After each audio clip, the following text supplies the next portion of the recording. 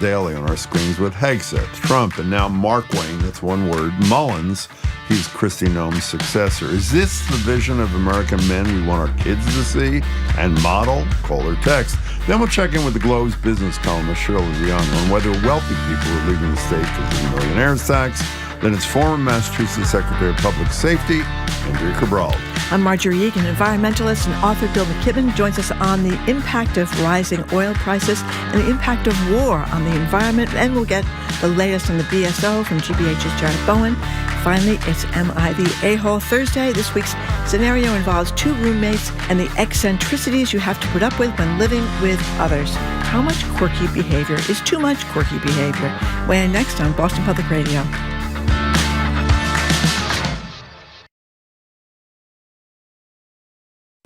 Live from NPR News in Washington, I'm Corva Coleman. Defense Secretary Pete Hegseth gave an update on the war in Iran this morning. He paid tribute to service members killed last week and says the military is meeting objectives overseas. He also did not dispute a Washington Post report that the Pentagon is requesting an additional $200 billion for the war effort. $200 billion, I think that number could move, obviously. It takes money to kill bad guys.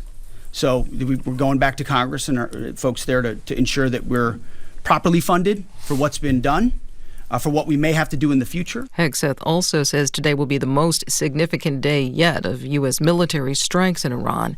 Meanwhile, Iran attacked the world's largest liquefied natural gas field in Qatar overnight. Iran attacked after Israel struck the Iranian side of that field. The field is shared by Iran and Qatar. President Trump wrote online last night the U.S. didn't know about the Israeli attack, but NPR has learned from an Israeli source, not authorized to speak publicly, Israel and the U.S. are coordinating their target lists in the war. NPR's Aya Batroy reports Trump also issued a threat. He said Israel, out of anger, had violently lashed out at this major gas facility. But he said there would be no more attacks made by Israel on what he called this extremely important and valuable gas field in Iran. But Trump also said that if Iran continues attacking Qatar, the U.S. will not hesitate to, quote, blow up the entirety of the South Pars gas field. NPR's Aya Batroy reporting. If the U.S. attacked the South Pars gas field, it would threaten natural gas supplies to the world. Japan's Prime Minister Sanae Takaichi is meeting with the president at the White House today. NPR's Anthony Kuhn reports Trump's requested that Japan send warships to police the Strait of Hormuz, but Takaichi has said she currently has no plans to do so. In remarks ahead of the summit, Takaichi said she aims to reaffirm the strength of bilateral ties and cooperation on issues including security and trade. As for Trump's requests, Takaichi told lawmakers in Japan she will clearly explain to Trump what Japan can and cannot do based on its laws. Japan's laws restrict overseas military deployments to situations that threaten the country's survival. Polls in Japan show little support for the war on Iran, and Tokyo and Tehran maintain diplomatic relations. Trump and Takaichi are also expected to announce deals and cooperation in fields such as energy and rare earths.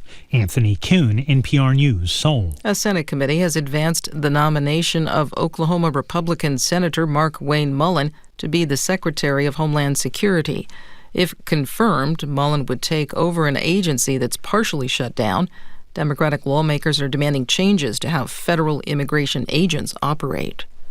This is NPR. Good morning. With the latest from the GBH newsroom, I'm Henry Santoro.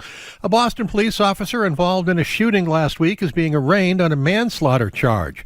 Mass Live reports 33-year-old Officer Nicholas O'Malley is charged in connection with the March 11th fatal shooting of 39-year-old Stevenson King of Dorchester. According to the Suffolk County District Attorney's Office, authorities previously said police shot and killed King during an investigation into a carjacking in Roxbury. Boston Police Commissioner Michael Cox says when officers arrived, they located a stolen car. King was in the driver's seat. Cox adds the officers gave verbal commands, but King did not respond. Then the car accelerated and hit a Boston police cruiser. Officers fired their weapons, shooting and killing King. Springfield Mayor Dominic Sarno kicked off the fiscal year 2027 budget season yesterday with the warning that his administration would be keeping a close eye on spending as a way to limit tax increases and preserve Springfield's $76 million in reserves, along with protecting Springfield's bond rating. Mass Live reports one of the concerns is the uncertainty of federal funding, as the state is expecting a $6 billion decline in assistance from the government. Hearings on the budget got underway yesterday. They'll continue today, tomorrow, and then next Tuesday. In sports, the Bruins host Winnipeg Jets at the Garden tonight. Exhibition baseball. Red Sox play the Twins at Fort Myers. We're a week away from opening day.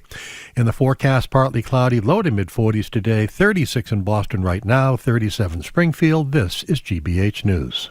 Support for NPR comes from NPR stations. Other contributors include the Charles Stewart Mott Foundation, celebrating a century of supporting efforts to promote a just, equitable, and sustainable society. More at mott.org/100.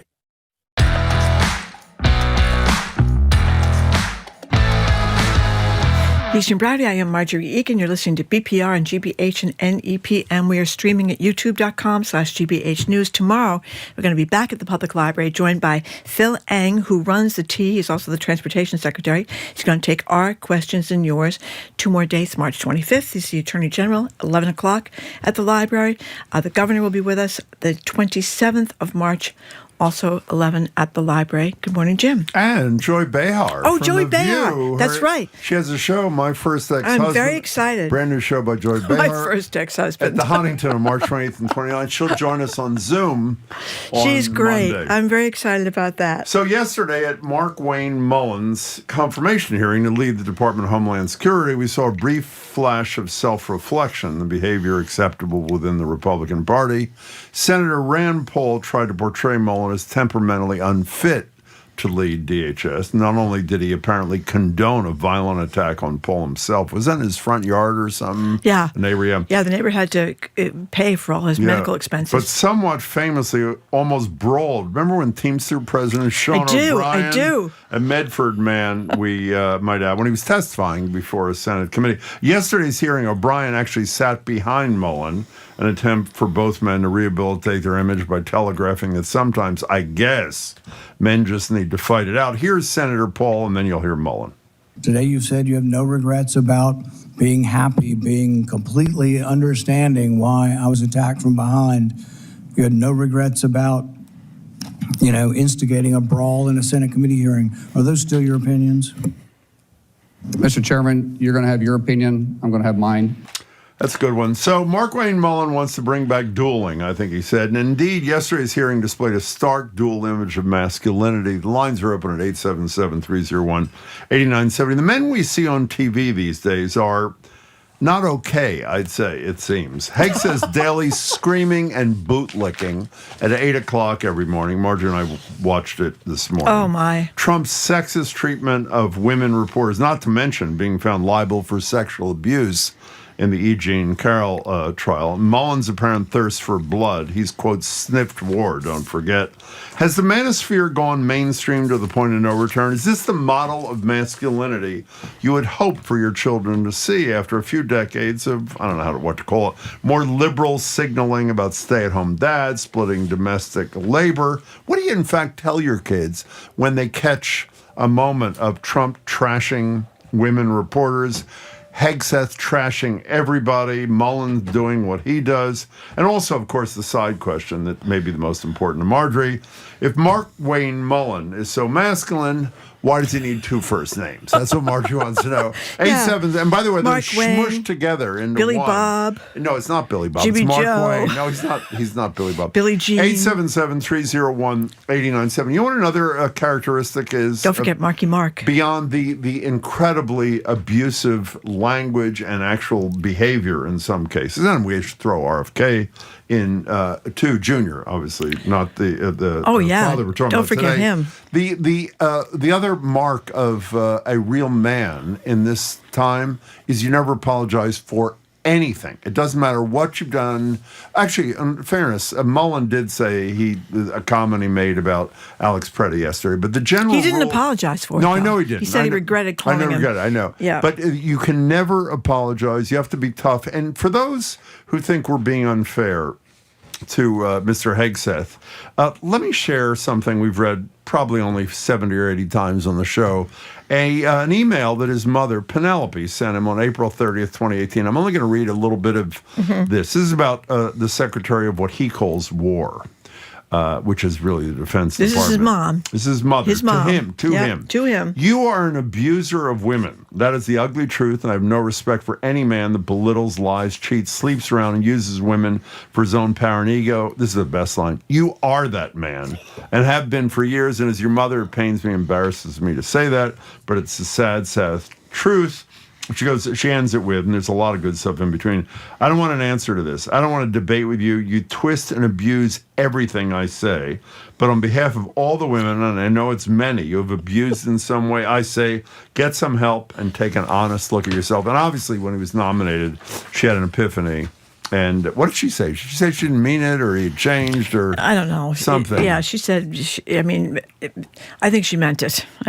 She wanted to retract it to help him get the Secretary of Defense position. By the way, I made a mistake. I have to correct this. Zoe Yep. actually just corrected me, and thank you, Zoe. It's not Mark Wayne Mullen. It's Marky Mark Wayne Mullen is his full name. So are you concerned, Jimmy John, particularly for parents, when your kid sneaks into the living room and you happen to be watching, if it's first thing in the morning, one of these nauseating macho explosions from Hegseth, or J.D. Vance does the same sort of thing, or obviously the worst in terms of treatment of women, I would argue. Well, I don't know, because we don't know behind the scenes with Hegseth. The outward behavior and language from Trump, not to mention being credibly accused of sexual harassment and abuse by a couple dozen women, plus the Eugene Carroll verdict. What do you say to a kid when they see, who is that? Well, he's on the cabinet of the President of the United States. What do you say? Oh, he's the President of the United States. Oh, he's the Secretary of Defense. What do you tell a kid? Don't act like that. Don't act like him. Don't act like him. Don't act like him. It's one of these stories that we were reading this morning pointed out, and it's so true. Women get in a lot of trouble in politics if they're emotional. Hillary Clinton got a little emotional up in New Hampshire when she was running for president. Remember, we never heard the end of it. Mullen was like tearing up yesterday at the hearings, so I guess it's okay for him to cry. It's not okay for other people to cry. But, to be this angry, and that's what these guys are. They're angry. You listen to Pete Hegseth get up this morning, and he talks about how, I'm going to have no mercy, and we want the most lethal of lethality, and we can't have half-baked lethality, however he puts it, raining death and destruction down from the sky all day long. He's so angry. So what does this all do in light of the fact that we've just described the people we most see on television these days? The number, by the way, is 877-301-8970. When that's what you see, it has to trickle down into at least a piece of the population. Let's say there are roughly 40% of the people support Donald Trump. So in those families, forget the other 60% where the kid walks in the room and sees whatever. In the 40% of families where they're praising everything Trump does, I assume the message that goes is Trump and his minions, the Hegseths, the Kennedys, the whomevers. This is the way young men and I think who there's become grown men are supposed to act. You look at Joe Rogan. Joe Rogan is a very big guy. Looks like he, is working out all the time. So a lot of that, and there was a lot of talk during the 2024 election that young men that were attracted by these, macho kind of display. It's been my experience. I don't know about yours, Jim, because I think he was a tough guy. Yeah, a lot of people do. That, this is a little ye doth protest too much, that if you're really that tough, you don't have to keep talking about it all the time. So, I think that they're overcompensating here for something. I'm not sure what they're overcompensating for. Well, it's not just, I agree with your analysis, but I think you have to add one thing to your analysis. They know it's what the boss wants to hear. And as we've said many millions of times, most of these people are not speaking. This morning, Haig says, I'm not speaking to the reporters in the room, or the so-called reporters. He points to the camera. I'm speaking to you at home. He's not speaking to you at home. He's speaking to Donald Trump watching television in his pajamas in the residence at the White House. But the message that is sent by the man in charge, or allegedly in charge, or titularly in charge, Donald Trump, is the way you act if you're a man in Trump world. 877-301-8970. I really haven't thought about it. I've thought about how nauseating and this faux macho crap their behavior is, but I'm embarrassed to say I haven't thought about what impact that has, not their decisions, but their behavior has on another generation who relentlessly from dawn till bedtime see this kind of crap. If you believe that what happened in 2024, what turned the election was a lot of young men you're right. who seem You're to be totally into right. this manosphere. You're totally right. And with all the virility pills that you used to sell, they sell them on these Joe Rogan. Well, actually, I don't know if Joe Rogan does, but the Alex Jones guy, who's all beefed up with these huge necks. It seems to be they're all trying to be, in the what is the thing that Trump likes so much? That WWE? Yeah, WWE or something like that. Let me play one soundbite before we start with the calls at 877-301-8970. If you miss this is a pretty great moment. This is the United States Senator Markwayne Mullin. And the witness was the president of the Teamsters Union, who is from Medford, Sean O'Brien, president of the International Teamsters Union, challenging O'Brien to a fight. And then Bernie Sanders, who's chair of the committee at the time, has to get in the middle of this thing. The first voice you'll hear is the guy who's about to be head of Homeland Security, Mullin. You want to run your mouth? We can be two consenting adults. We can finish it here. Okay, that's fine. Perfect. You want to do it now? I'd love to do it right now. Well, stand your butt up then. You stand your butt up. Oh, hold on. Oh, stop it. Is that your solution, Hold it. No, sit down. Sit down. Okay. You're a United States Senator. Sit down. Active. Oh, okay. Sit down, please. All right. Can I respond? Mr. Hold it. This guy who said, do you want to take it outside, or whatever he just said, is going to be the head of Homeland Security. In all likelihood, he passed the committee 8-7. The Republican Rand Paul voting against him, and John Fetterman, the Democrat from Pennsylvania, voting for him, which was the margin of victory. Let's take some calls. Lori in Plymouth, you're first on BPR. Welcome to the show. Hi. Good morning. Thank you. First time, long time. We really appreciate that. I just want to say that December of 2019, my firstborn came home from college after taking a mandatory DEI class and was really struggling with, Mom, why am I part of the problem? Why am I this white male privilege? I don't understand it. And it was a tough conversation. But fast forward now 5 years, he's a college grad, and he sees what's happening on the news. Lori, after you said he sees what's happening in the news, we lost you. Take it from there. He is infuriated that he's judged by the generations before him, and how are we going to stop this madness? How These do we? kids are, they're just... What do you say to him? Well, I say to him that he makes a difference by his behavior each and every day. He makes a difference by going and voting and making sure that he's voting it, and not to kowtow to his friends who listen to Joe Rogan and the rest of them and who have a different point of view. Don't kowtow from those conversations.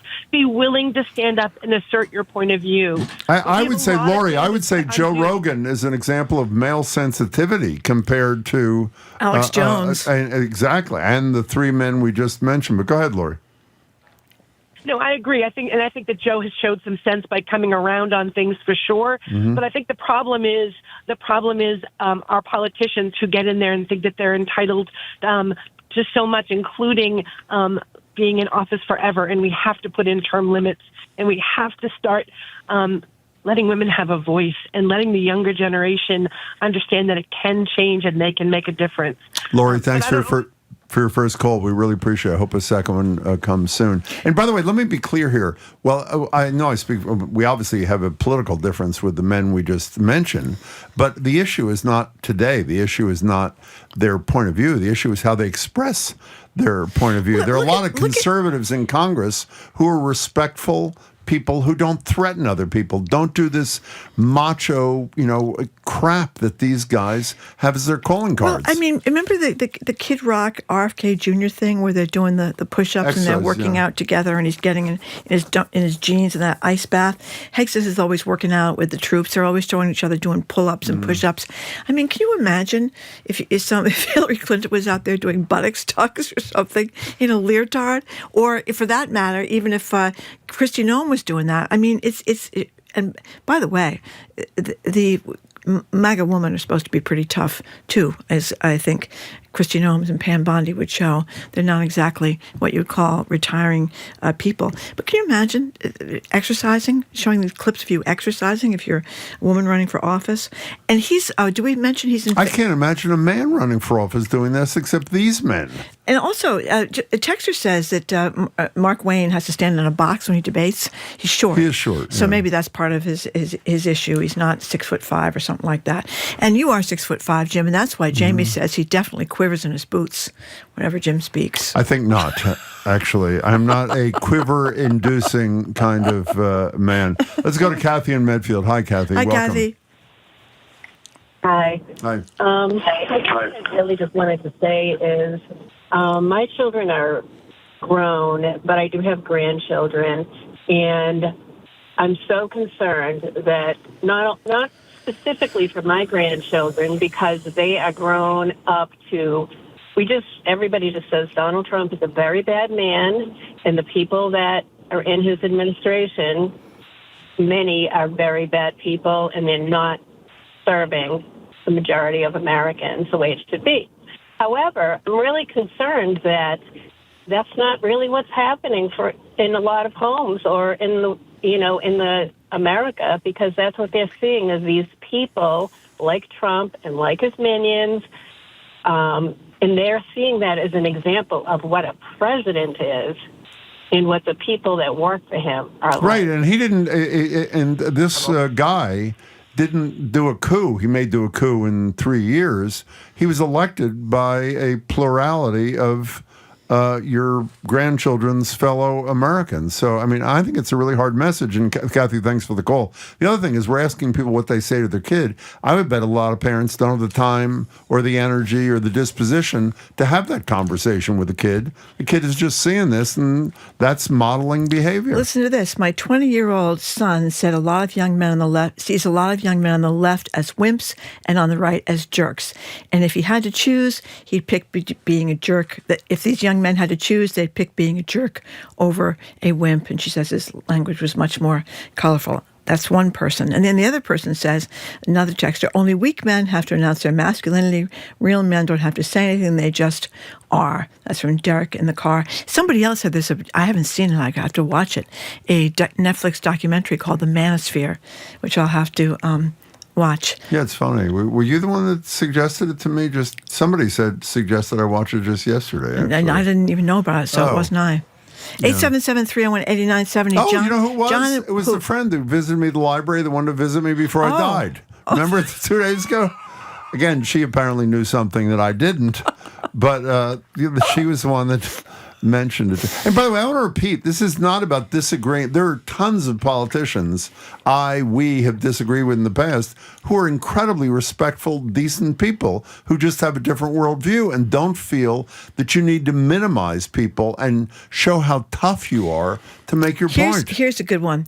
This is all about wild insecurity. I'm a gay man. The most masculine guys I know are completely comfortable in their own skin and will come to pride events, gay bars, and have a blast and never feel the need to prove their masculinity or make sure people know that they're straight. I think that is so true. I mean, the biggest people that were like anti-gay people, anti-gay crusaders, some of them turned out to be self-loathing gay guys and that were in the closet for a long time. I remember that during the big gay rights fight in Massachusetts. John from Westford, thank you for calling. Hey, John, how are you? Hi, good, thank you. How are you? Good, thank you for calling. Your last text, wimps and jerks. It's so true. I feel like the kids nowadays are either wimps or jerks, and a lot of it I blame on toxic masculinity. It's almost become villainized to be masculine, or for our boys to want to do anything that normal boys are naturally going to want to do. Like, what do you mean? What do you mean? Like what? Just, I don't want to say violence, but just natural physical contact, sports, wrestling. Who's bad-mouthing that? Who's bad-mouthing? They get if you're a man at school and you're a big burly football player in college, they're afraid to speak up because of they're going to get shot down as mansplaining or toxic masculinity. Not if they're respectful. You can be 6'8" and 340 pounds, my friend. And if you treat people with respect, I hope most people will say you are to be respected too. So John, I just don't buy it, you know that John. Scott Galloway guy that's a big From podcaster? NYU, yeah. He talks a lot about young men's difficulties. And one of the things he talks about is how a lot of men have not done well in school, didn't go to college, or didn't get a good job. And a lot of their problem has to do with the fact that they're not making enough money to support dating or having a family, and a lot of the women in their life are making more money than they are. I think that's one of the big issues here too. What do you think? Oh, absolutely. Yeah. And like a good example is if a new boyfriend comes to meet the other side, the family, the first thing they say is, "What does he do? You know, what's his right. job?" And they'll promote, he's a medical school, he's whatever. But if a woman is the other way, it's like, oh, she's a doll, she's lovely, she's so nice. Yeah. So it goes way back, and it's really tough on young men. I have a 22-year-old now, and he tells me all sorts of stories about dating and what's going on out there. It's tough. Hey, John, thank you as always for your perspective. We appreciate it. One of our colleagues, Hannah, I think, just wrote, "More Ilya and Shane, please, less Mark Wayne and Sean." That's pretty good. Yeah, we need better nicknames. I was looking up today with the Top Gun movies, with Tom Cruise. He, of course, was Pete Maverick Mitchell, and they had the Admiral Chester Hammer Kane, like our Kane, that's head of the Joint Chiefs now. They had another Admiral Cyclone Simpson, and all these great names, Rooster and Lieutenant Payback Fitch, and all these great names, Goose, Iceman. My mother originally named me Goose, by the way.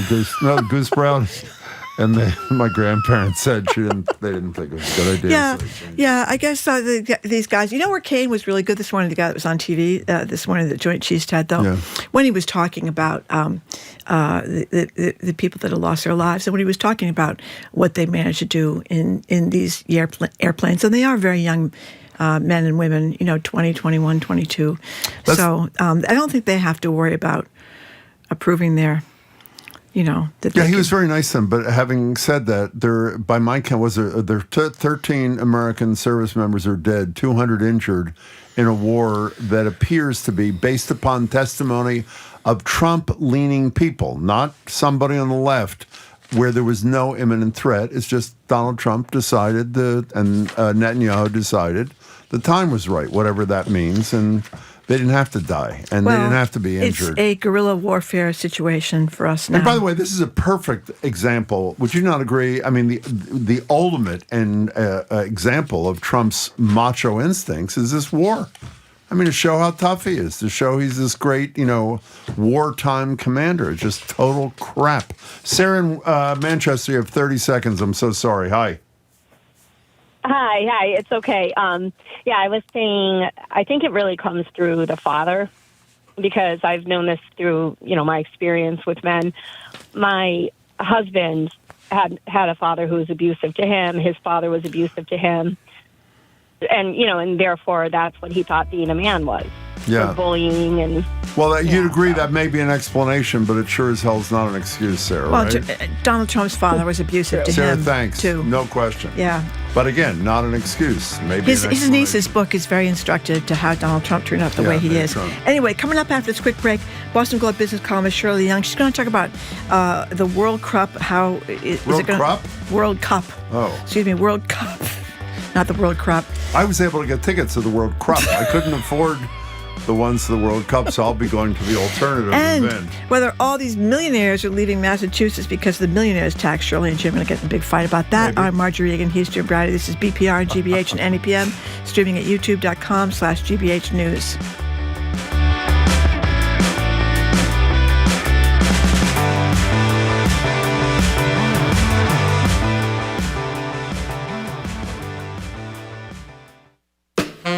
I'm Jared Bowen. Coming up on The Culture Show, on the new PBS masterpiece series, The Forsytes, wealth, status, and family loyalty are bound to rivalry, desire, and control. It's a sweeping period drama about a dynasty determined to protect its place atop society and business. Stars Stephen Moyer and Jack Davenport talk about the power struggles and emotional fault lines at the center of this new adaptation. That and more on The Culture Show today at 2 on 89.7 GBH.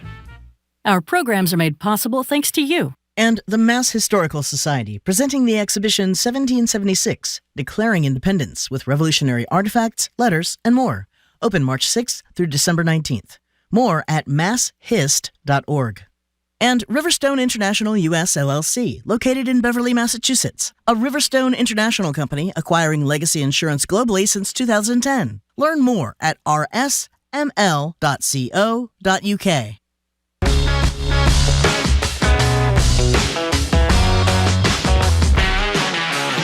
Welcome back to BPR and GBH and NEPM. Marjorie Egan, Jim Browdy, streaming at youtube.com/GBH News. Tomorrow at the library, Phil Lang is with us for an hour of Ask the GM and whatever he is, the acting secretary of transportation.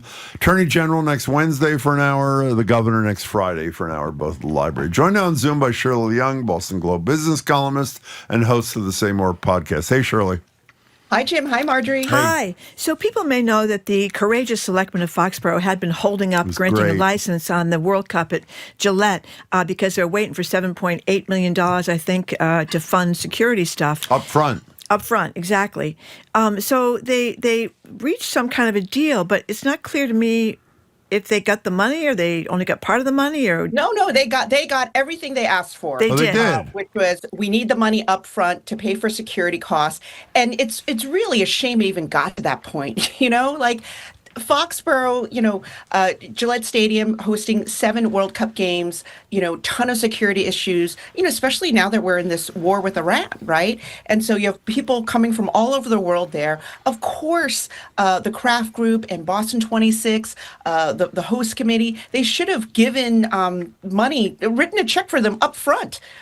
The thing that I'm glad that's resolved, and I think I speak for Marjorie. I love the fact that the Foxborough select people stood up and put really to the edge with a reasonable demand on behalf of the taxpayers. I have to say, though, this thing seems a little sketchy. We've invited this Yes. The answer is he's not on the show, so he has not said yes yet. And Mayor Wu was with us the other day, and I thought she was expressing frustration, waiting for the federal money, the whole speed of things. Here's me, then the mayor's response. Seem much more frustrated than you're saying. Is that a fair description? I feel like I'm in it. No, but sitting in the chair you are. in the office we here. get to stand 6 feet away from you once a month, and you are, aren't you? Long pause. It's just a once-in-a-generation opportunity, and there are so many complicating factors that have affected planning. You're the business column, so you convinced this is on track and in good shape, and the venues are ready, and the fan areas are ready. Is the money there? As you know, the mayor and I don't always agree on a lot of things, but this we agree on. That World Cup planning is behind. It's behind schedule, and the host committee, they're not treating it as a once-in-a-life opportunity to bring in tourists from around the world, especially now. We're not getting as many international tourists and visitors as we once were under this Trump administration. So we need everyone to come here to have a good time. They're behind on fundraising. They're behind on figuring out where, kind of the venues. I mean, the Boston City Hall Plaza, Mayor Wu is helping out in providing that as a venue, but that's a pretty small place to have thousands and tens of thousands of visitors over 7 games. And so you've got to think there's going to have to be other venues for this. So we are definitely behind. I mean, maybe we'll get not nearly the amount of money they said they needed to raise either, right? No, we're probably going to have a pretty no-frills World Cup. We just have to hope that, we can dress it up enough that people will want to come back to Boston after they visit us this summer. Or maybe they'll hang around, they'll see the Massachusetts 250 celebration. Maybe they'll hang around for the fireworks and the Esplanade, which are pretty spectacular, or maybe the tall ships that are coming in the harbor in July. So we've got to hope maybe all of them combined will convince people to come back. Maybe that will help us in the end, rather than just coming here just for World Cup. By the way, Jamie just corrected me. In answer to your question, we've invited Mike Loyne, head of Boston 2026, the FIFA thing, repeatedly. They've never even responded, much less agreed to come on. So that's the update. So I want to just preface this by saying I'm a little concerned about tempers flaring here. Tempers are not going to flare. Jim and Shirley have been in a showdown over the millionaire's tax. Shirley writing columns saying that people might leave the state if they were taxed, and Jim insisting that wasn't going to happen. Now, I didn't insist it wasn't going to happen. Kara Miller. Okay, you didn't insist. I've insisted that you were skeptical. The proof is not there the proof is not yet. in the pudding, as it were.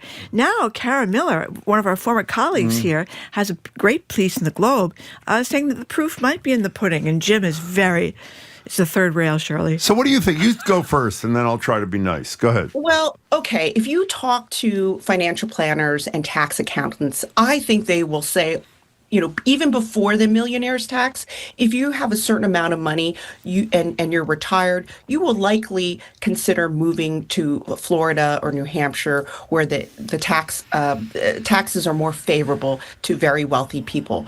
I think it has an increase, or maybe it's put more top of mind, that maybe we should consider moving out. So I think we probably won't have a fuller picture for another few years. That I agree on. Well, let me just read. By the way, in concert with what you said, a fairly wealthy friend of both of ours wrote me this morning, and let me just read an excerpt, unattributed, but if you charge more for something, people will use it less, look for alternatives. People don't just leave Mass, they leave for 181 days. That's the tax thing. And winter makes that easy. The issue is, have they done it so far? I agree with you completely. Down the line, this needs further analysis. So let me just look at Kara's story. I have great respect for her, by the way. She quotes 3 guys who say that either their clients or their friends are leaving. Not one single fact-based analysis. The only thing it links to is a study saying tons of people are moving to New Hampshire, which is true, but it doesn't say what income level they're doing. What we do know about the millionaire's tax so far is the legislature predicted for fiscal 2025, it would raise $1.3 billion. It raised $3 billion, more than 100% more. So I would say the verdict is in for now, at least in my estimation, that for those people who represent other wealthy people, like some people you've quoted or that Kara quotes, obviously in their interest to say everybody's leaving because they want the legislature to do something here. But so one, I don't think the jury's in, except to say so far the thing's working, because I assume rich people too, Shirley, are making a calculation, even if it's costing me more and I could avoid it.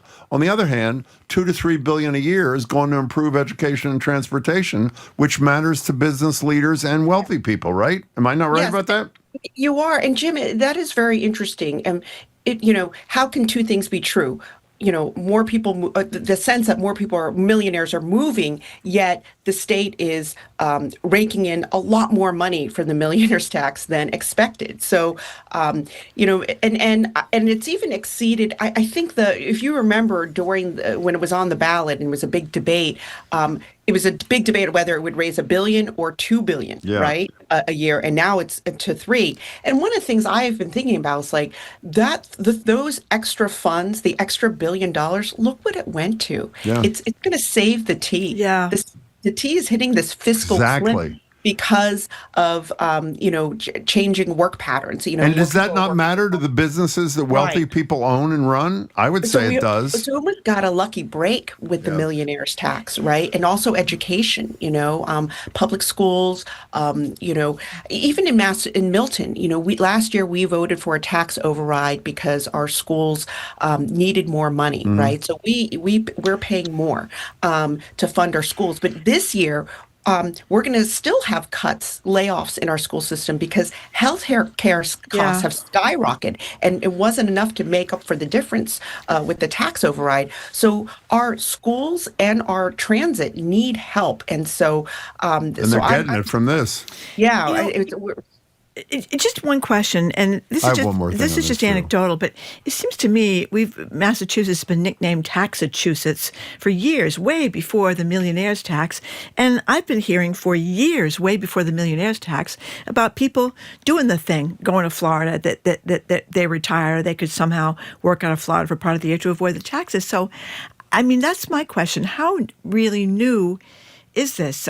Well, keep in mind the tax choose thing. This liberal Democratic governor who's serving her first term, one of the first bills she signed into law was $1 billion tax cut. Yeah, but So- I mean, what have we been Taxachusetts for 20 years? Longer? Well, that's no, not we new. Well, the thing is that we were called Taxachusetts during the Dukakis era, right? Right. And then it went away. And then I think for the last, before the millionaires tax, we weren't called Taxachusetts. We For a kind of while, I shed agree. that label. Yeah. But then it came back. And so now it's and now now as our economy slows down, the business leaders are really concerned, and the state is really concerned too, to make sure we stay competitive, not only with other states that have lower tax structures and lower cost structures, but also around the world. Can I say one more thing? And life sciences. Because this gives me an opportunity to trash our legislature. If the legislature had dealt with the rising sentiment of willingness or interest in taxing the wealthy more, and had done it in what had been a way that made more people happy, even though this did pass by the voters, they could, quote, fix it if it needed fixing. But because they don't do anything, the advocates put it in the damn Constitution. And as a result, even if the data came out to show that you've been right, Kara's right, these people are quoted are right, our friend is right, that people are leaving the state because of that tax, they can't fix it because it's in the Constitution. And they made their bed, and now everybody in Massachusetts has to sleep in it. That's my end of my monologue. But we're going to stay on this. I'm sorry. Go Right. ahead. Well, I was going to say, hopefully we have a little more time to talk about this. I mean, so what's happening now is some business groups who are quite upset with millionaires tax. Now they brought a different ballot question to the, on the ballot this year, which is to lower the overall income tax from 5% to 4%. And that will have a devastating effect on the state $5 budget. billion out of the budget. Right.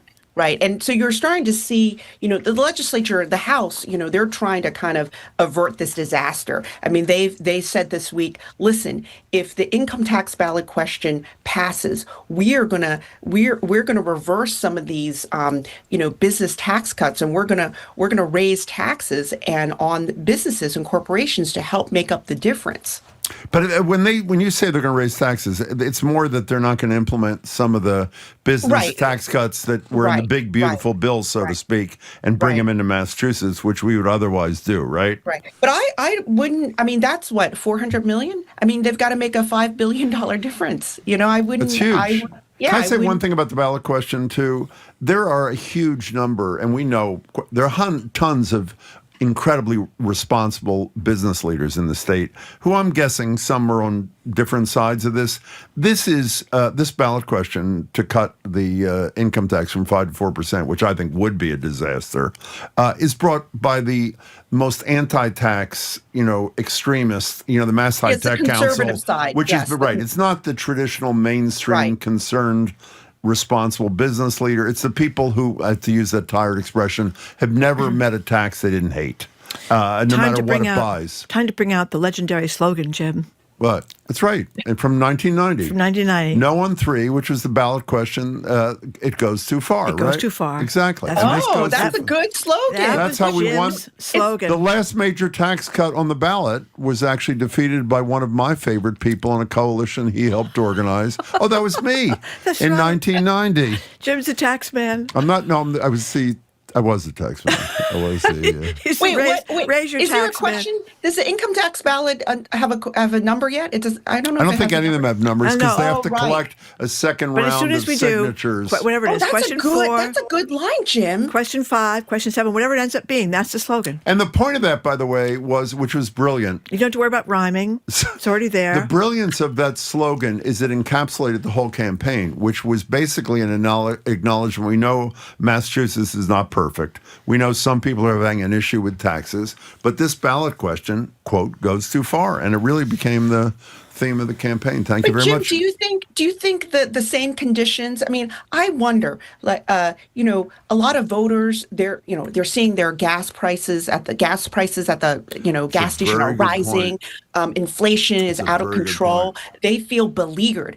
So this is their one opportunity to stick it to the government, and even though it's going to, really destroy the state budget. I mean, do you think the genie's out of the bottle? Well, I don't know. I mean, it's going to be a tough, normal time. You make wonderful points about things that are not Massachusetts specific, even though they're impacting people here and how it may affect the vote. But a much more important thing, I want to go back to the history in 1990, Shirley, because I know the slogan was legendary history. There was I was the leader of the leader. Stop the Horrible Tax Cut thing, and we won. They won. And Barbara Anderson, who was legendary from Citizens for Limited Taxation. Jim was more legendary. Now, here's a quiz for you. There is one columnist who is generally respected in town, which I never understood, who wrote the most vicious column, trashing me, making things up like I wore pants with whales on them, that I drove a Volvo station wagon, which I did not. And I thought of actually hiring a lawyer because it was so slanderous. Yeah. Do you happen to know who that columnist was who trashed me during that campaign, Shirley? Do you know who it was? Maybe Marjorie? Oh, right. It was Marjorie Egan. We'll send you the column. It was brilliant. Marjorie. I want to read this column. It was Oh, my brutal. God. I got to read this column. Brutal. I can picture. Jim strikes me as someone who wears corduroy pants with That's right. That's right. That's and right. loafers, right? Penny loafers. That's what she said. Honest to God, that's what she said in the story. I never owned penny loafers my whole life. He was the heartthrob of Econ 101. I thought that was a pretty nice compliment, that's but a that good wasn't line, enough. Marjorie. That wasn't enough for Jim. No. By the way, can I say one last totally serious thing because I only have 30 seconds left? In the business world in which you travel, if you encounter business leaders or advisors to business leaders who have hard data about people leaving, we'd love to have them on and talk to them, as opposed to people just spouting this rhetoric in the Boston Globe. Not the columnists. I'm talking about the people that are quoted. Shirley, it's good to see you. Thank you, Shirley. We have been speaking with Shirley Young, Boston Globe business columnist. That was a vicious column by you, by the way. And by the way, I have it framed in my room at home because it so aggravated me. And she praised Barbara Anderson, who was quite an incredible person. A woman of the people. A woman of the people. Headquarters was actually at the Native Collection. Okay, we got to go. Okay. We've been speaking with Shirley Young, Boston Globe business columnist and host of the great podcast, Say More. It is great. Coming up after this quick break, former Massachusetts Public Safety Secretary Andrea Cabral is going to join us about a very, very upsetting and shocking story, I think, about Cesar Chavez, great horrible. labor leader. And not so great. Yeah. I'm Marjorie Egan. He's Jim Browdy, listening to BPR, GBH, and NEPM, streaming at youtube.com/GBH News.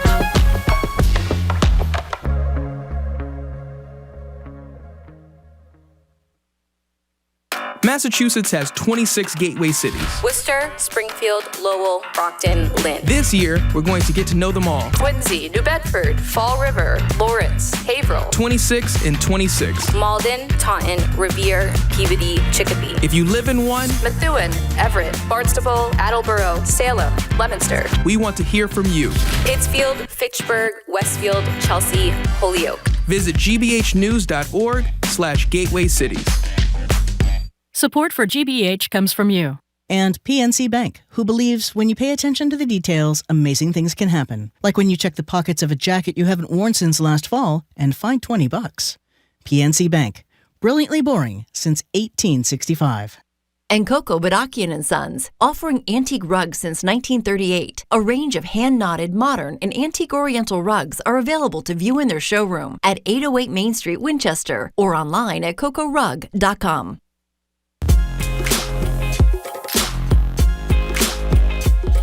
Welcome back to BPR and GBH and NEPM. Marjorie Egan and Jim Browdy, streaming at youtube.com/GBH News. Phil, head of the T and interim Secretary of Transportation, joins us tomorrow at the library to answer your questions. And ours next Wednesday. The AG does the same thing. The governor does the same thing next Friday. And Monday, we've actually never met her before. Joy Behar from The View, who's got a show in town, March 20th, 29th at the Huntington. She'll be joining us too on Zoom.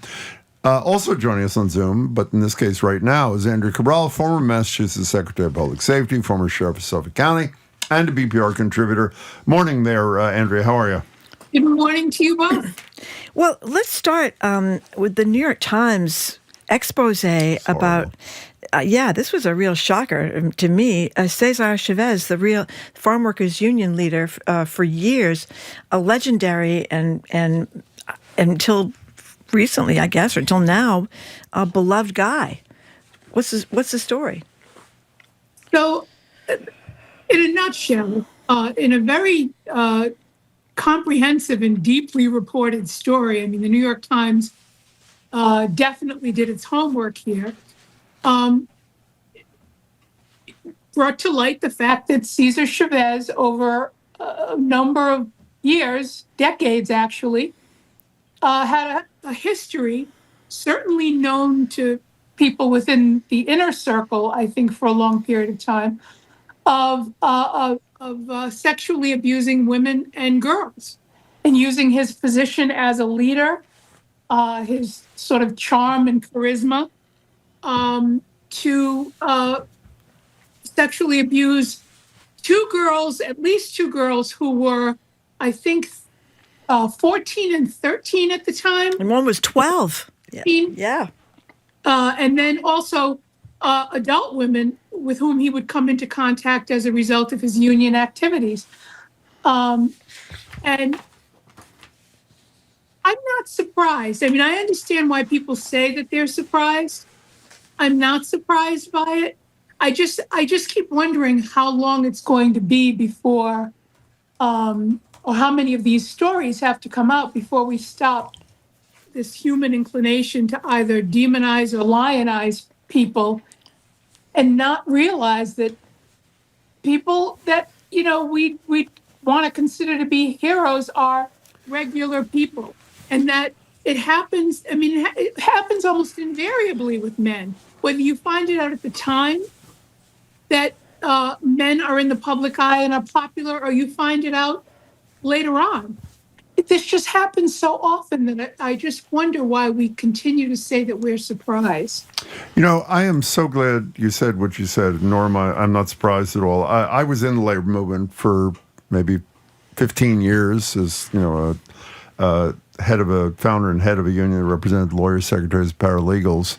And there were a number of union leaders in very high places who were doing a lot of horrible things to women. So this is not obviously to defend Chavez, but say he's not, unfortunately, not an outlier. We had a woman for whom I've always had great praise and admiration, Dolores Huerta, who, by the way, most people don't know, was not his sidekick, but the co-founder of the United Farm Workers. She's 90-something now. She, too, disclosed for the first time that she was sexually abused by Chavez. Here's a little bit of her on our show in 2021, reflecting on being seen, as I said, as sort of the sidekick to Chavez. I think we as women, so often we are so socialized that we are here to serve others, especially men, and that we have to really kind of change that. To take credit for the work that we do, not to be able to stand up and be proud of who we are, and kind of, just and not think that we're conceited when we stand up for ourselves. And that's, I think, just part of our socialization that we have to change as women. Mm-hmm. And, but to extend, again, your thoughtful comment is we started the show by mentioning this in passing. And there's a president of the United States who was found liable for sexual abuse of E. Jean Carroll and who's been credibly accused, at least in Marjorie and my estimation, of similar behavior a couple of dozen times. So this is not an outlier, unfortunately. No, and I think the big issue that doesn't get raised nearly enough, given the frequency with which this happens, and we're talking about men in leadership across all disciplines, corporate America, politics, in the nonprofit world, chefs. It really doesn't make a difference where you go. If there is a place where men are in leadership and they come into contact with women, it is more likely than not, it's almost by a preponderance, that an allegation like this is going to come up at some point, whether they're in the public eye or not. And what we never really examine is the degree to which women who are treated like this are expected, especially if you're talking about somebody like Cesar Chavez, are expected to put their abuse and the trauma them aside because this person is bigger than you. This person is bigger than your suffering, and you will hurt the movement. Dolores Huerta said that as much. Yeah, she did. I did quiet because I didn't think anybody would believe me, but also because it would hurt the movement and it would feed directly into the people who hated us, and I would be damaging a movement I love. But you were a prosecutor in Suffolk County. You did a lot of stuff with women and domestic violence and stuff. I think it's fair to say, that's why Anita Hill will always be one of my biggest heroes, because she changed, it doesn't mean it isn't still happening, but she changed the world, because before Anita Hill, the basic message was, if this kind of stuff happened to you, just run faster. Get away from them. Don't be in the room together. You'd have a rape case, Andrea, and even if somebody was convicted, which almost never happened, they get these little measly sentences. I mean, this was the way the world worked for certainly when I was young. No, that's very true. I mean, it's been that. I mean, when I first started doing domestic violence cases, the routine was that if the victim, the woman, it was usually a woman, wasn't always, but usually a woman, showed up at arraignment or at any other court date, pretrial hearing or trial, and said that she didn't want to go forward, the court would dismiss the case. And it was, in Massachusetts, the efforts of the heads of all of the domestic violence units in all of the counties, save maybe one or two. We all got together, we formed a statewide coalition of domestic violence unit chiefs, and we made it our business to come up with policy about how we would go forward even without the victim's testimony. We went from one corner of the state to the other, training cops and EMTs and doctors and nurses on how to write their reports so we could go forward without the victim's testimony. But that was in 1993. That's as early. We started that, I think, in 1998. Yeah. So, no, I mean, it's still a huge, huge problem. And the fact that the person who's the president is the president shows you that it's a lot of times it's 2 steps forward and 3 steps back. Talking to Andrew Cabral, you should read, by the way, it's a great piece. It's an extensive piece with a huge amount of reporting. And by the way, we haven't said, but even his family members and other people involved in maintaining his legacy are acknowledging great empathy and whatever. And they're actually, was it California? Some place canceled Chavez Day, which is, I think, March 31st. The Union, that's what it was. Yeah. Right? Exactly right. That's right. So our colleague, Sarah Betancourt here at GBH, has done a great story looking at the ICE arrests here in Massachusetts at courthouses. And there was over 600 of them when people went in to do their... Last year. Yeah, last year. So this is happening in Massachusetts, too, where people coming in to do, either they're there to fix a taillight, thing from a traffic cop, or they're there trying to further their efforts to please immigration laws. This is more excellent reporting on this, because I think people think that because Massachusetts is, constantly targeted by the Trump administration as a Boston is a sanctuary city, or Massachusetts generally as not cooperating with ICE, that these arrests don't happen. That is, in fact, not true. They have been happening. And the question, I think the good news for today is that Governor Healy has said that she is going to sponsor legislation that prohibits ICE from going into what were always historically understood to be safe spaces, places like, churches, other places of worship, courthouses, places like that, in daycare centers and schools, I believe. And that's excellent that she's going to sponsor that. And apparently the Senate president has said that, she stood with the governor when the governor made the announcement, so that the Senate, to indicate that the Senate would be on board. Not sure where the House is on it, but I would hope that they would be on board too. The bottom line on this is that this happens when there's cooperation between ICE and some of it they can get publicly. You can sometimes find out whether or not a particular person you're looking for is a defendant who has a case, particularly if that case has been made the news. Well, aren't the dockets public? Dockets are public, so you can look it up there. Yeah. Sometimes it is court officers who develop relationships, even though they're not supposed to be necessarily doing this. They can give out public information. They're not supposed to be giving out specific information, but what can be gleaned publicly. I'm sure that a lot of this comes from direct contact and texting and phone calls between court officers who've developed relationships with ICE officers, people in county jails, people who work in corrections, I'm sure, are part of it too. But I think making it clear in the law, because it's not that you're necessarily breaking the law if you're giving out publicly available information, even if you've been directly texted by an ICE agent, except if your agency has a policy of not communicating with ICE. But I think making it clear in the law that there are safe spaces, that because it is very important. And the reason for that is people are not availing themselves of, first of all, they're not exercising their rights to worship, so they're not going to churches because they're afraid ICE will be hanging around outside their church. They are not participating in the criminal justice system as witnesses, as victims, or even as defendants who are trying to do what they're obligated to do, which is to show up to court and answer on their cases.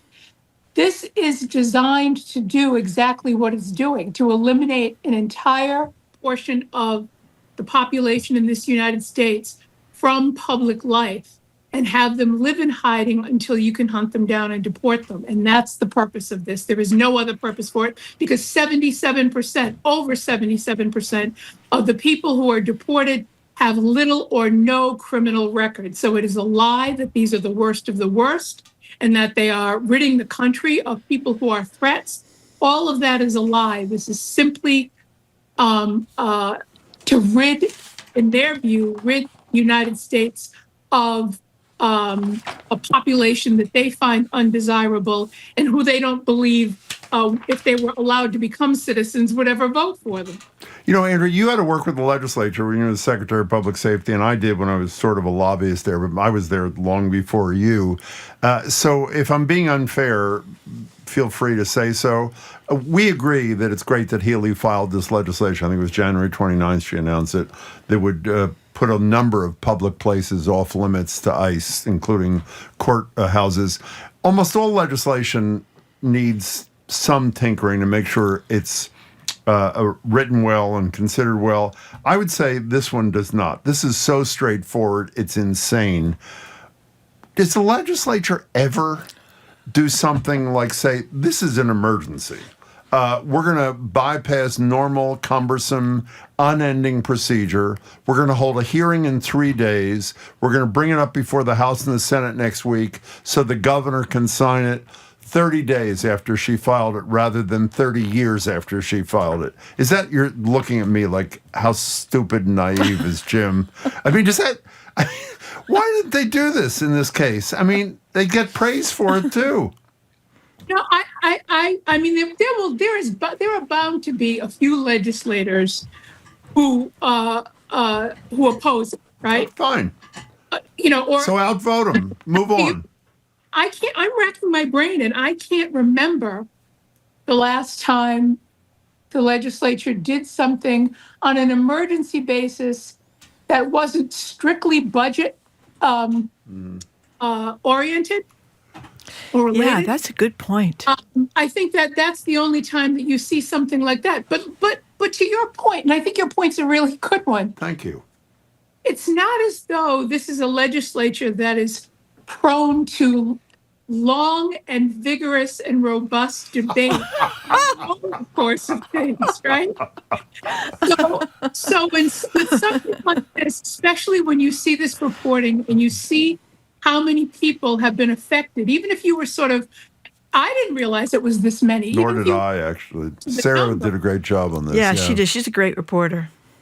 I think your question is a good one, and I think there are legislators that you should ask that question to. Well, actually, we just got a text from a legislator. They said, and I should have thought of this, as soon as they're finished planning for their 5-month vacation, they will work directly on this and have a vigorous public debate and move really quickly.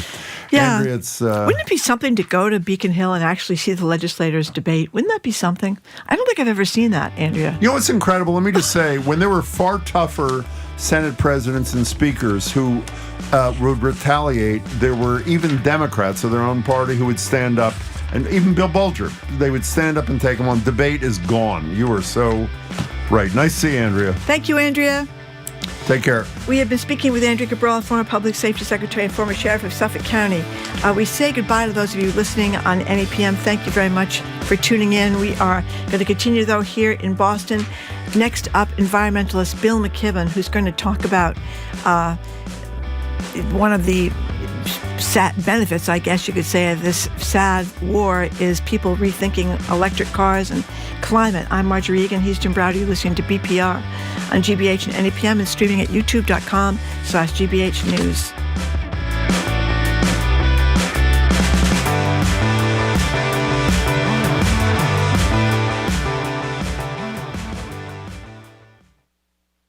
Join GBH at our Brighton studios on March 30th with New York Times bestselling author Marie Benedict. Learn more about the characters and history from her book Daughter of Egypt when you get your ticket at gbh.org/events.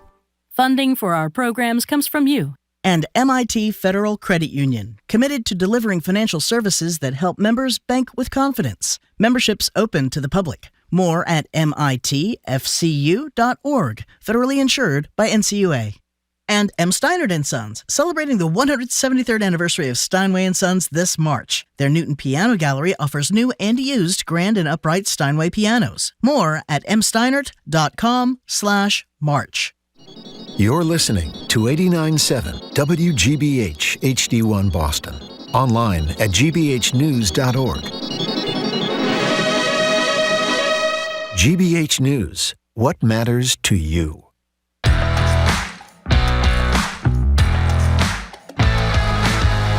Welcome to hour number 2 of Boston Public Radio. Jim Browder and Marjorie Egan.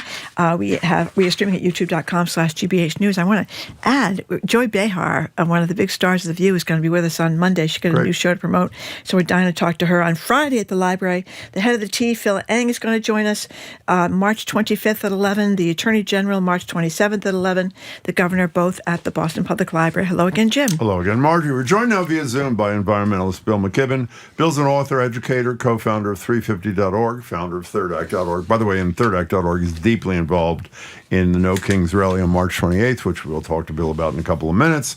His latest book is Here Comes the Sun, A Last Chance for the Climate and a Fresh Chance for Civilization. Also has a newsletter on Substack that is fabulous, titled The Crucial Years, writes regularly for The New Yorker. Bill McKibben, good to see you.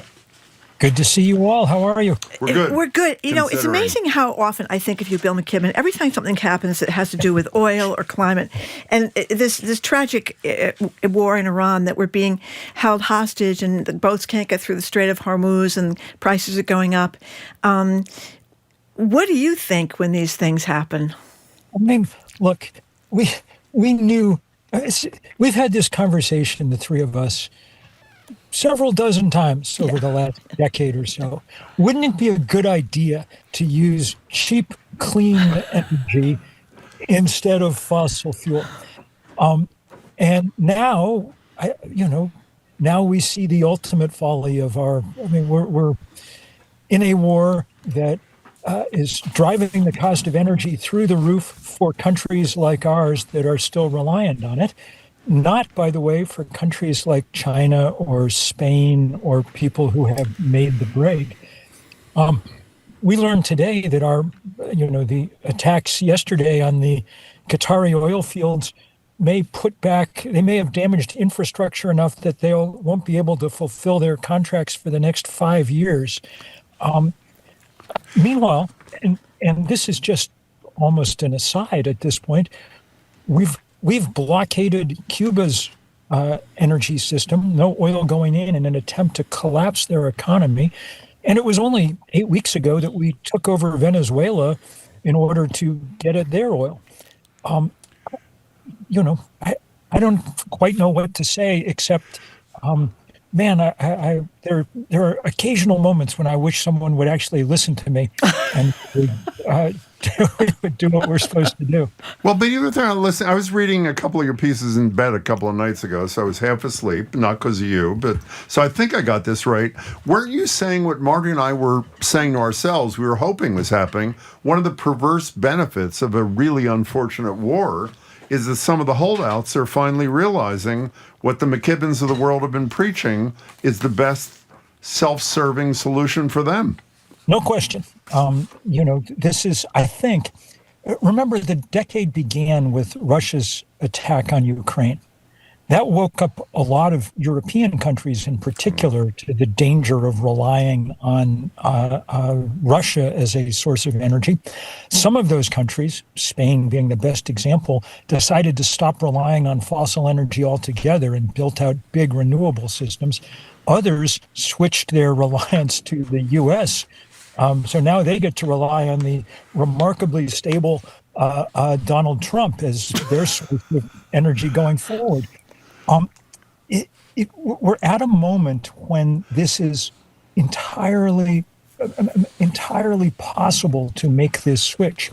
I was writing a piece yesterday for the New Yorker saying, in a weird way, the two emergent technologies of this decade are the drone, which is clearly changing warfare, and the solar panel. And they're very similar in certain ways. They're cheap, sort of small tech that turns out to be, in many ways, much more resilient and much wiser than the expensive, centralized big tech, whether that's cruise missiles or giant refineries. Our problem, of course, in this country is we made the mistake of electing an idiot. And as a result, yesterday, in the middle of all of this, it emerged that the Trump administration is apparently planning to spend $1 billion in taxpayer money to send it off to the foreign energy company, Total, that owns the lease rights for 2 big wind farms off the Virginia and New England coast. Pay $1 billion just to make sure that we never build wind farms out there. No other reason than that. Our irrational hatred of green energy and our, I'm afraid, entirely rational and corrupt support of the fossil fuel industry that helped elect him has left us in a tremendous place. And the price we're going to pay is, not just the climate price that we've talked about so much, though it's worth talking about how that's coming home to roost this week too, but also the deep, deep economic price that comes from overturning our economy. One last thing about this, though, when I asked you the question about, are people using war, unfortunate wars, as an opportunity to do the right thing for the world, the climate, the planet, their kids, I didn't just mean institutions and governments, as you described. Are real people who've been holdouts making purchases because they see their gas prices up 75 cents in a week, kind of thing? It's gotten a lot harder to buy an EV on the used market this week than it was 2 weeks ago. Is that so? Great. People are figuring it out, but that helps around the edges. But what we need here is government policy to move us in the right direction. If we had, say, the IRA that Joe Biden passed still in force, then we'd have a big policy tool. Yeah. And by the way, it would cost a hell of a lot less money than the $200 billion they're apparently asking Congress to give them as a supplemental war budget for Iran. The folly of all of this is just piles on top of each other. But we're talking to Bill McKibben.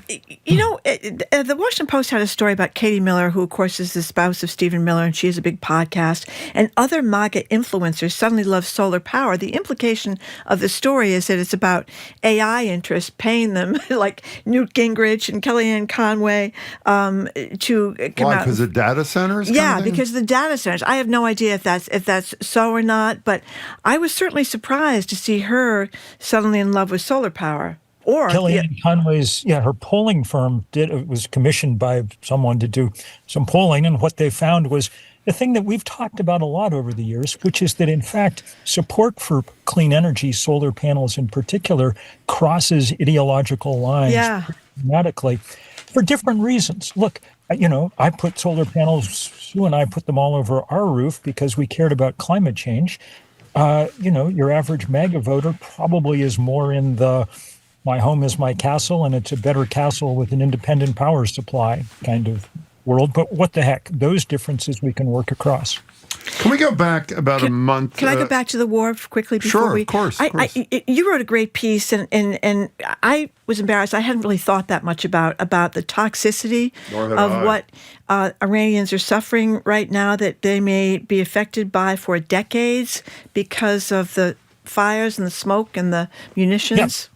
The pictures out of Tehran last week when we set on fire all the oil storage depots around Tehran were truly gruesome. The sky just turned black. The air quality readings are literally off the charts. This stuff is, we killed 160 schoolgirls outright by dropping a bomb on them, but we're going to kill probably multiples of that over the next decades just because people have been breathing in unbreathable gunk. It's also, by the way, crazy to, on the one hand, demand that people go out in the streets and rise up against their government, which would take some pretty brave people anyway, and then make it almost physically impossible to go out in the streets because you can't even breathe the air. Yeah, that's what they were saying, that they can't go outside and because they're all getting congested. And I think you made an analogy between Hiroshima, where, of course, we dropped an atomic bomb, and the cancer rates there versus what could happen. There was pretty remarkable numbers about what the cancer rates are that come with this kind of exposure. And they're not good, and I'm sure that for people living in Iran at the moment, that must feel like the least of their problems because, you're dodging bombs. But this is the kind of stuff that does deep, long-term damage and probably makes sure that nobody there likes us very much either, which was one of the ostensible goals of this whole thing. Speaking of Japan, one of our colleagues just wrote us a note. Trump is in the Oval Office doing a press availability following his meeting with the Japanese Prime Minister. I thought they were joking when they typed this for us. A reporter asked Trump why he didn't inform his allies about what we were about to do in Iran. We didn't tell anybody about Iran because we wanted surprise. Who knows better about surprise than Japan? Okay, why didn't you tell me about Pearl Harbor? He says. I don't even know. You can't even. That's good. Let's model our. Look. This is a little beside the topic, but I was actually writing a piece for the New York Review of Books yesterday about the degree to which there's sort of some cracks appearing in the American military culture that we probably should. In the last couple of weeks, our Secretary of War has explained that we're punching them while they're down, which doesn't sound like a particularly American thing. And the president said that we sunk this unarmed Iranian vessel off Sri Lanka because his generals told him it was more fun to sink ships than to capture them. I doubt his generals told him that, but it is a sad thing that we're even talking in those terms. You can tell that I sound more consternated than I usually do with you guys this week. I think there are so many parts of our folly sort of coalescing at the moment in this absurd war. And while it's happening, just to note, the United States, the western half of the United States is under the greatest heat dome. We're supposed to see temperatures of 107 in Phoenix in the next couple of days. That's 44 days ahead of the earliest date that it's ever reached that kind of temperature before. All of this is happening against the backdrop of a very rapidly warming planet, and a planet that is going to have to cope with what looks like it's going to be a big El Nino starting this summer. in a rational world, we'd be preparing for that, and we'd be rolling out solar panels as fast as we could, not fooling around in the Straits of Hormuz with, troops and missiles and things. So, Bill McKibben, I think it's pretty obvious. People hear our conversations with you. We have deep respect for you. But when I learned, and Marjorie feels the same way, that you had no understanding of the impact of CO2, it was really depressing. So here is a guy who does understand it. This is, of course, Secretary of the Interior Doug Burgum. He was on Fox Business in February, and on why he thinks EPA rescinding the endangerment finding, which Bill will describe. We talked about it a few weeks ago, but Bill will describe it better than we did, why the rescission of that is not a big deal. Here he is. CO2 was never a pollutant. When we breathe, we emit CO2. Plants need CO2 to survive and grow. They thrive with more CO2. So the whole endangerment thing opens up the opportunity for the revival of clean, beautiful American coal. How'd you not know that? I mean, you're the environmental guy for days. How'd you not know that? Did you ever watch that movie Idiocracy? Oh, yeah. Where the guy's like, plants love Brondo. It has electrolytes, That's pretty much where we are at this point. Talk about the endangerment. You wrote a piece, and you have the quote from Bar. Explain the endangerment finding and the rescission and the impact and all that stuff. Sure. The endangerment finding is simply the declaration by the EPA that what every scientist around the world has maintained for the last 35 years is true, that carbon dioxide is raising the temperature of the planet and hence causing great danger to humans and, to pretty much every other living thing on this planet, too. This was at the root of the EPA had to do this to allow the U.S. to regulate fossil fuel emissions, even to the marginal degree that we have, to begin to put mileage, restrictions on and that kind of thing. So it's always been the target of the fossil fuel industry and their friends. And this time around, they just decided to go for broke and announce that carbon dioxide, in fact, isn't dangerous at all. So we don't have to worry about it, and hence we can't regulate it. Obviously, this is the kind of thing that historians, if there are any, will look back at in considerable awe. But it's just the absolute epitome of what happens when you allow the fossil fuel industry to purchase the federal government. And we're the only place in the world that thinks this officially. All the other presidents of the greenhouse warming era, including the Republicans, beginning with George H.W. Bush, have been at least forthright in declaring that carbon dioxide traps heat, raising the temperature of the planet, and that we should do something about it. All the major oil companies are on record explaining that this is real and that we need to deal with it, even if they're not willing to do anything.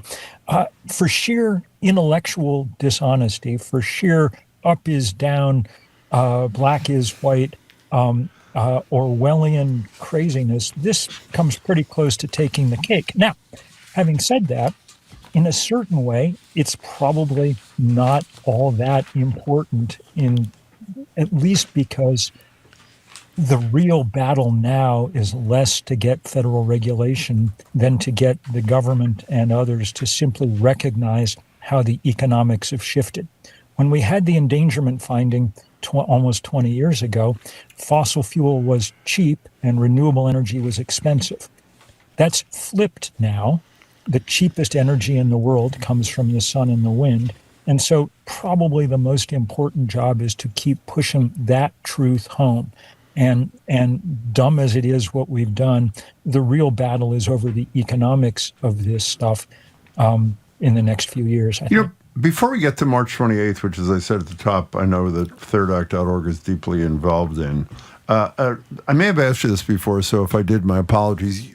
We were both surprised months ago, a year ago, when you told us that wind and solar was cheaper than fossil fuel. Has there been, I don't know if there has been. If there has been, what's the answer? And if there hasn't been, what would the answer be if the American people were polled and were asked which is cheaper, fossil fuel or wind and solar, would they know the correct answer? Because we didn't. No, I don't. I think it's. I think it'd be a good question to ask this week. Yeah. Yeah. That's a very good point. Yes. But no, I mean it takes a while for new information to sort of catch up with our perceptions, and we've called this stuff alternative energy forever. So it's sort of stuck in our minds as the Whole Foods of energy, nice but pricey for special people. It is, as I've told you before, now the Costco of energy, cheap, available in bulk, on the shelf, ready to go. But this message would get through if there wasn't the entire apparatus of the federal government and the huge propaganda arm of the fossil fuel industry continually feeding us disinformation. But I'll tell you where everybody knows it, and that's China, which is now producing huge amounts of cheap electricity. And it's not just that people's power bills are lower, it's that everything you do with power, all the industry and commerce that depends on it, is cheaper. They're eating our lunch now on a daily basis because they've unlocked the secret that we've been trying to tell people about for a very long time. So, Bill, what is your what is Third Act's involvement on March 28th? What's your expectation? What's your hope? What's your whatever? So, the two things we work on at Third Act are protecting the climate and protecting democracy, and they're very much interlinked. March 28th is the next great opportunity for this. There will be rallies around the country at No Kings 3. They will be bigger than the ones even at No Kings 2. You'll remember that was a dramatic enough day that it triggered our sensitive president so that he had to release a video that night of him flying above America in a plane labeled King Trump. Oh, that's right. Dropping excrement on the heads of Americans. That's right. So God knows what this one will trigger, but it's really important for people to be out on that day. There's, easy to find where you're going. If you can't, just go to thirdact.org and we'll help you find it. One of the things that we're doing, there'll be lots and lots of group day. And one of the things we're doing as this election year goes on is a series of videos with our really old members, people in their 90s. This is also the 250th birthday of the country, which means that if you're 85, you've been around for a third of American history. That's right. And those people, I think, have a real baseline from which to say, this is very weird what we're doing now, and we've got to stop. It's dangerous, it's expensive, whatever. It's also just abnormal and crazy. And so, it'll be a spectacular day on the 28th because we need to show democracy in action. And then we will take that momentum and do what we can to win the election that we hope is going to be held on schedule and that will be as important an election as, we've ever gotten to participate in. And we shall see. The fight is clearly on.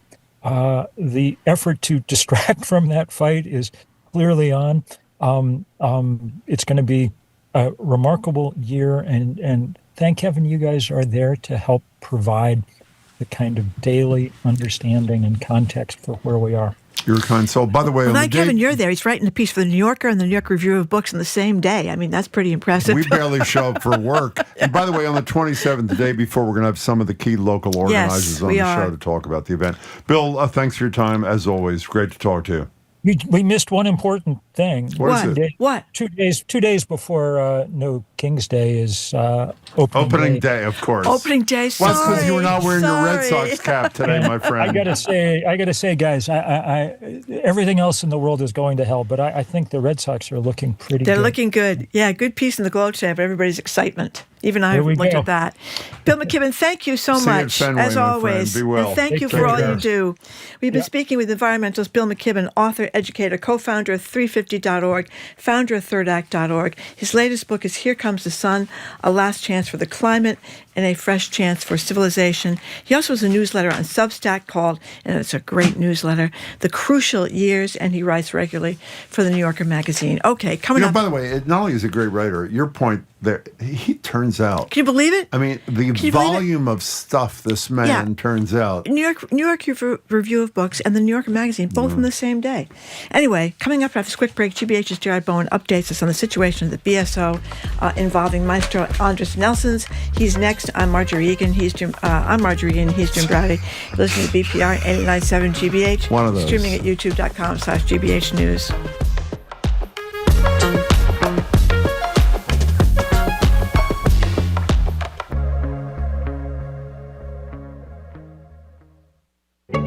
In 2017, an Atlanta man named Thomas Farrer came to Boston. He wanted to see Fenway Park and Old Ironsides. Instead, he came face to face with a squirrel on Boston Common. Here's a dramatic reenactment. They're like Chris Farley sized. I've never seen anything like it. I'm Edgar B. Herwick III. Today on the Curiosity Desk, The Skinny, on why Boston squirrels are so fat.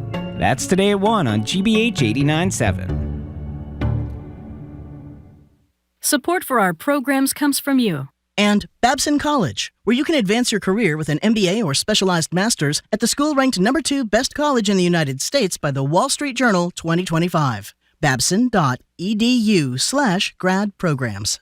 And Explo, from international law to studio art. Explo's summer program helps middle schoolers to find their spark. Day and overnight options at explo.org/summer. General enrollment deadline April 1st.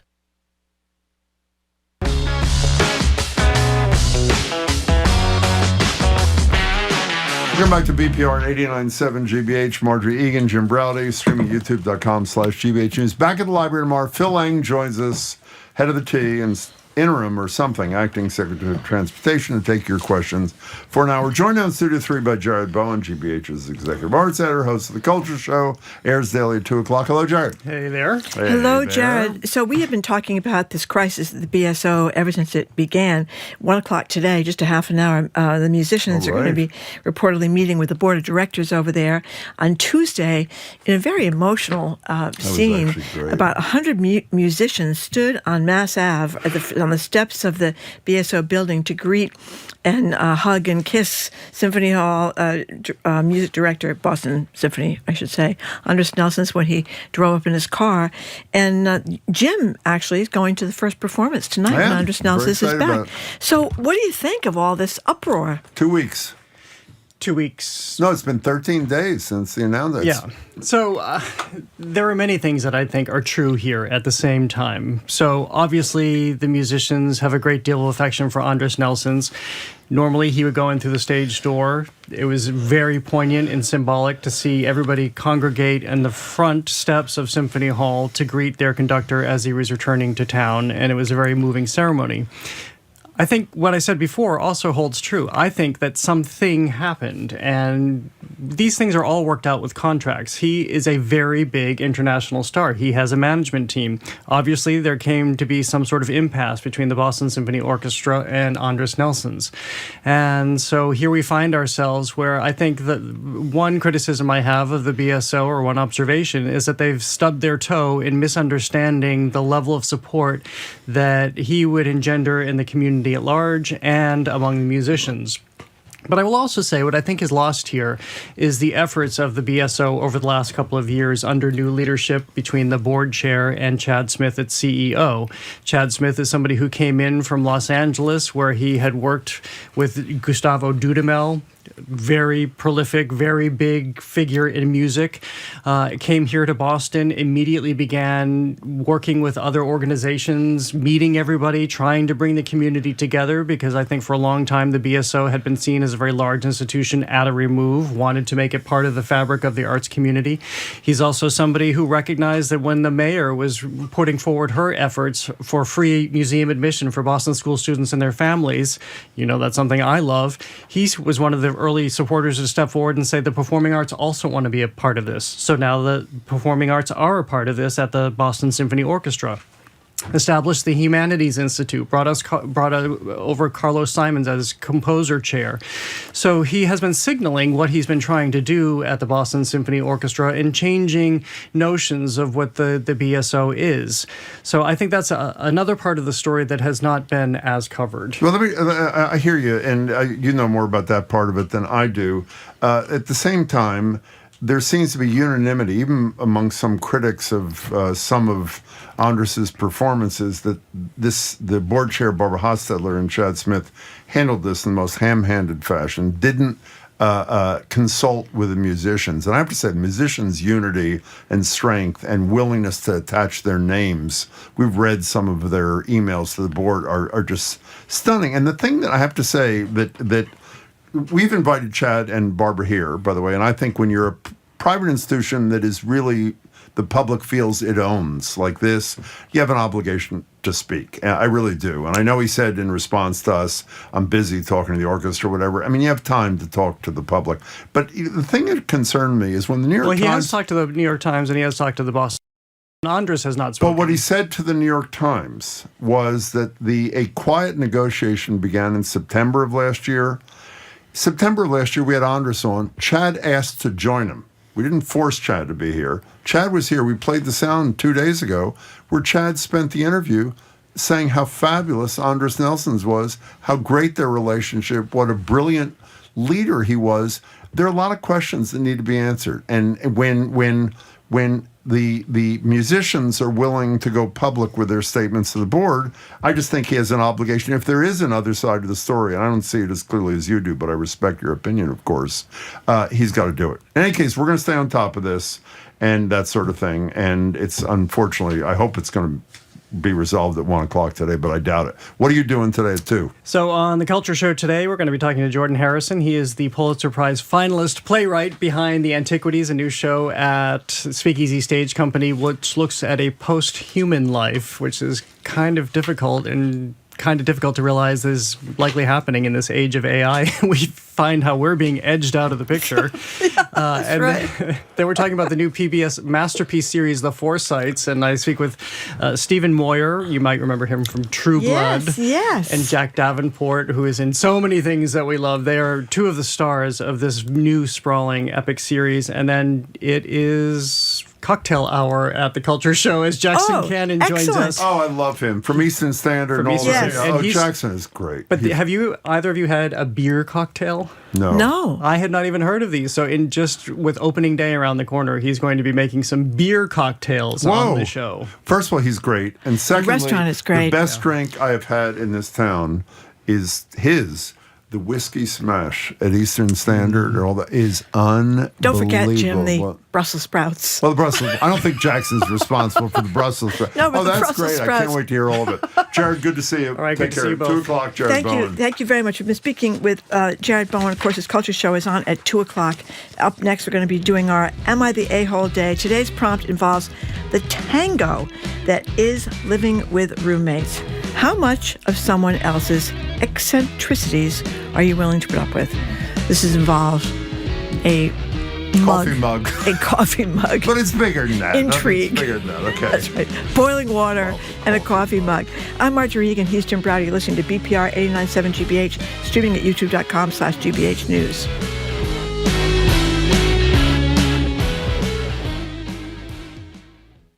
A recent strike by therapists at Kaiser Permanente has put a spotlight on a growing healthcare concern. Will AI eventually replace human providers? There are no AI digital solutions that can replace human-driven psychotherapy or care. I'm Elsa Chang. That story on All Things Considered from NPR News. Today at 4, here on GBH News 89.7. Our programs are made possible thanks to you. And the Office of the Massachusetts State Treasurer. The Unclaimed Property Division is holding unclaimed funds from utility bills, uncashed paychecks, savings accounts, and more. To see if you have unclaimed money, you can visit findmassmoney.gov. And Rockland Trust Bank, committed to helping individuals and local businesses work towards their financial goals by providing financial advice and resources. More at rocklandtrust.com. Rockland Trust Bank, where each relationship matters. Member FDIC.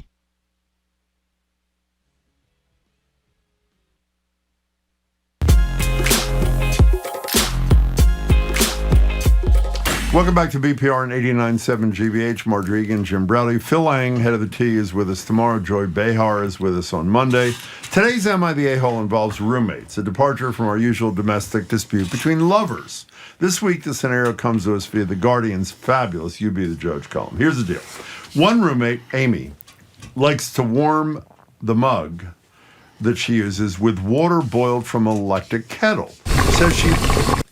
That was very helpful. Oh, I like that. That's one of us. She says she likes the warmth in her chili, likes the warmth of the hot water in the mug because their kitchen's really cold. She then dumps the lukewarm water after it's warmed her cup. No, it's not lukewarm, Jim. It's boiling water. Back into the kettle before filling the warm mug with fresh coffee, and it stays hot longer.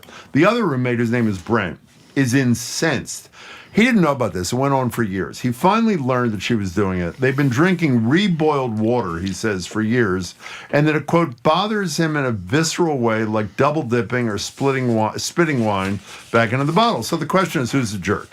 Amy, the water reboiler, who seems to value environmentally friendly water practices over Brent's comfort, or Brent, who feels icky using water that has been boiled more than once. So let's broaden this a little bit. Is the a-hole the person, the complainer, who is saying that he's complaining about the fact that the water is reboiled? Should he just get over it? Or is the a-hole Amy for not bending a little bit because it obviously bothers Brent in a serious sort of way? What red lines do you have when it comes to eccentric roommate behavior? When living with other people, you have to put up with stuff, no question. But what's the little annoyance that just goes too far, like Brent feels Amy's behavior goes too far? Now, let me just tell you, the a-hole here, without a shadow of a doubt, Marjorie happens to disagree, is Brent. And it's not because anything I told you. In his description, Brent's criticism of Amy using the boiled water and then pouring it back into the kettle, listen to this quote. My life, this is Brent, my life had a certain drabness to it.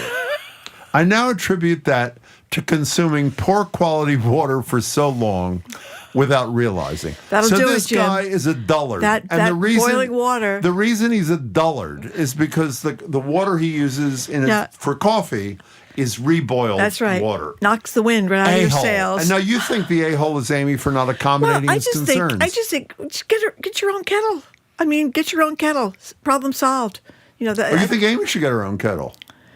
Well, and then she could pour back or do whatever she wants. Yeah, that's actually a good idea. They don't have to share the kettle, do they? They can just, she uses her water, he uses his water. And what I can't really believe is that someone would take the time to write this long story to The Guardian talking about a roommate that boils water. Now, there's he's upset about the hair. There's a hair in the water, but that's not hair in the water. Last week, Marjorie came in. I can't believe you're being so disingenuous about this. Marjorie came in last week, and I said, "You seem down." She said, "Well, I feel there's a certain drabness in my life, Jim, and I'm wondering if it's the poor quality water that this guy is a super big time a-hole. She doesn't touch the water." She doesn't contaminate the water. That's right. She pours it in her clean mug, and after it's cooled off, she pours it, not even cooled off, it's still lukewarm. She pours it back in, and it reheats, it reboils. He says there was a hair in his coffee, and he can't take it anymore. 877. And he says that she's sneaking about this. She caught him. He caught her. He did. Because he usually isn't there, or they have different work schedules or something like that. Right, he never knew about, but then he says retroactively, the reason he has a drab life for all these years is because she's been reboiling the damn water. She's been doing it for 10 years. She's been doing it for 10 years. She's upset about it. 877-301-8970. And if any of you have drab lives and want to share with us why you think you do have a drab life, feel free to be candid. What are you laughing Jeff about? in Andover says, Brent is clearly the a-hole. In fact, he should be arrested and locked up. That's how I feel. I mean, really? Wait, here's another one. Go ahead. This is a rain bucket owner in Belmont. Yeah. Wait till the roommate finds out where rain comes from. Well, Jamie said at our staff meeting this morning, isn't all water reused water? It doesn't come out of nothing. I never It's did too well deep in for you, biology. science? I don't know where it comes from. Okay, 877-301-8970. Who's the a-hole in this situation? Again, it's not just about the mug, even though it is about the mug in this case. It's about, sort of accepting the fact that your roommate does something you're not crazy about. And from Brent's perspective, my attitude is that he should really move Listen on. to this. What? This is Steve from Waltham. What would Bill McKibben say? Save the water. He would. He would say Reboil the damn water. Yeah. David in Boston, you're first. Hi. Hi, happy to be here. Thank you. There was another one of these a couple months ago. It was about not wanting to wash a towel to save water. Yeah. And these attempts to save these tiny little bits of water really aren't meaningful compared to how much water we burn on industry and everything else. So I feel like people get the wrong message here. That said, Brent is being a bit extra. Yeah, I think yeah. Well, they're both. I mean, David, I don't want to offend you, but are there moments in your life where you feel like your existence is just drab? Have you ever experienced that? Every time I have reboiled water, Jim. That's exactly where I was going. David, I think David has a point. You. I think it is a point that it could be the reboiled water that's causing this problem for Brent. Before that, he was the life of the party. He was swinging from the chandeliers, and then he moved in with Amy. They're not boyfriend and girlfriend, by the way. They're just. Do you have a water kettle? Do you have a kettle in your house that heats electric water heater? I have both. I got my daughter and her husband got me an electric water heater for Christmas. Electric Okay, kettle. fine. I have one but too. You know what? You want to use the other day when I lost my electricity. Yeah. Good thing I had the gas stove, Jim. Okay, let me tell you something, Marjorie, that I hadn't thought of. Even though it's polluting. I had a drain that was clogged the other day. And rather than using Drano, because I live in a very old house, I mixed baking soda and white vinegar. And you know what you do after you mix baking soda? Water on top of it. And you know what I did? After I boiled the water and poured it down the drain? I reboiled it and had a cup of coffee. And you know what? My life has not been drab for a minute. That was last Thursday. In 8 days, Did the 7 baking days. soda and the vinegar work for you? Let me tell you something. I felt a sense of accomplishment. Really? You pour a half a cup of baking soda, half cup of vinegar, let it sit there 15 minutes. It bubbles, which I really love. Yeah, it's like a science experiment. And then you pour boiling water down that baby, and the water ran perfectly. Usually it takes a few times. Well, you don't, but it mattered a lot to me. So that's one person's opinion. Some would say if putting the baking soda and the vinegar down the drain was the most exciting thing that happened to you in a month, that would define a drab life. No, it was not a drab day because I got to do that. That was my point. I'm always looking for something like that to do to relieve the drabicity. I am. Let's go to Chris. Okay. Let's go to Chris in Cape Cod. Hi, Chris. Who's the a-hole, Chris? Oh, I think it's mostly Brent. Exactly. Why? But I think there's a little bit more going on here than meets the eye. Yeah, it's absolutely. Been going on that long. What is it? She's been trying to get his attention, and now that she has it, he's got himself twisted. But I mean, she's a little bit of an a-hole because she could just dump the water out, but mostly it's him for not paying attention and for getting so worked up about something so inconsequential. Except if she's having more than one cup of coffee with the same mug. That's cooties. Well, no, it's funny you say that because I actually believe that you're right on that. However, she goes out of her way in her defense in whatever, was this Guardian, wherever it's from. The Guardian, I love the Guardian. Her defense, because it's the prosecution and the defense in the Guardian is to say that the mug into which she pours the boiling water is fresh out of the dishwasher, Chris. So it's no double dipping, despite what Brent thinks. Chris, excellent call. Now, fine thinking. We have Appreciate some text it. messages here. What are they? I will say that the reaction of baking soda and vinegar is one of life's pleasures. Well, in all seriousness, there you go, Jim. the bubbling is, and you know what you do? You get I have to Nothing like say, it. it's anxiety provoking. Oh. Because when the bubbling starts, you get your hopes up.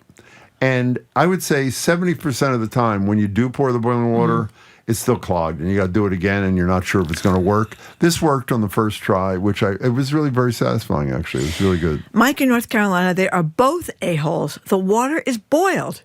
If they've been roommates for 10 years, they're both losers.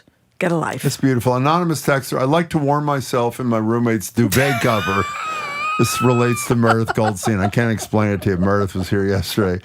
Before I climb into my own, am I the a-hole? The answer is you are. Yes, you are. Apparently, this whole group of people that are big into sleeping inside their duvet cover. I never heard of that. I never heard it yesterday. either. No.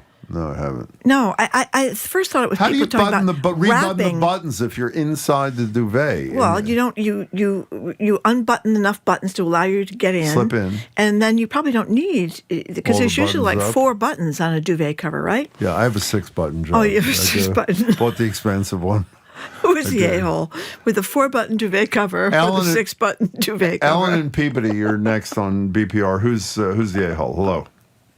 Hi. Hi. So I guess I would want to know a little bit more about what the guy is thinking, only because I worry about the chemicals that are in our public drinking water. That's and if right. I boil it once, I haven't really, highly concentrated it.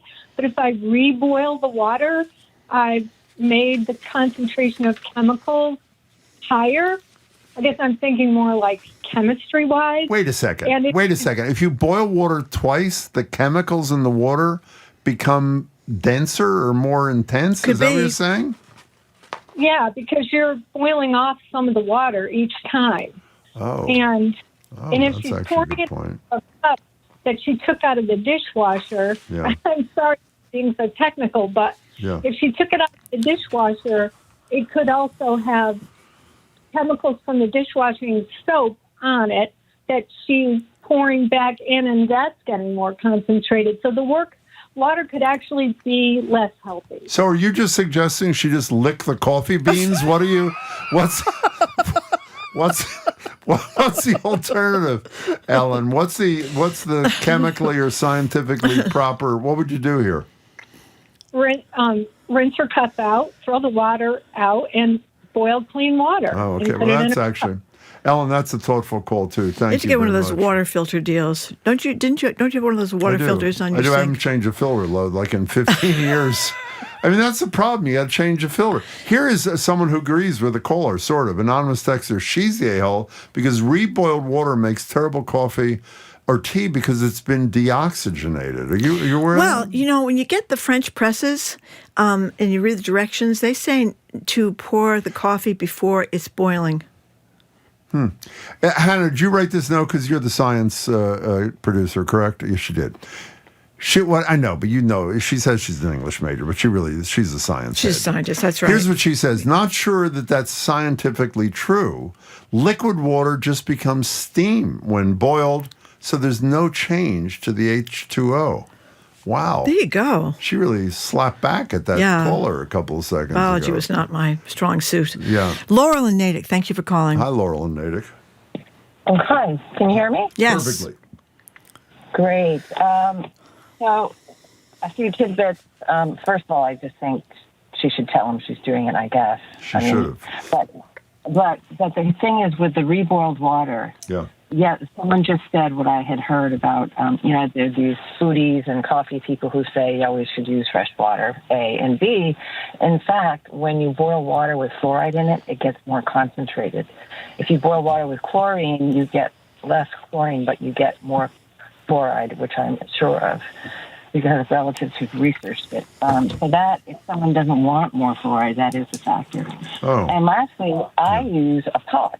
I like to use a pot that I can see, that I can clean, and I just put the water in that pot and put a lid on, and voila. But wait a second, my electric kettle is glass, so you can see the water. Doesn't that's that's good, pretty. right?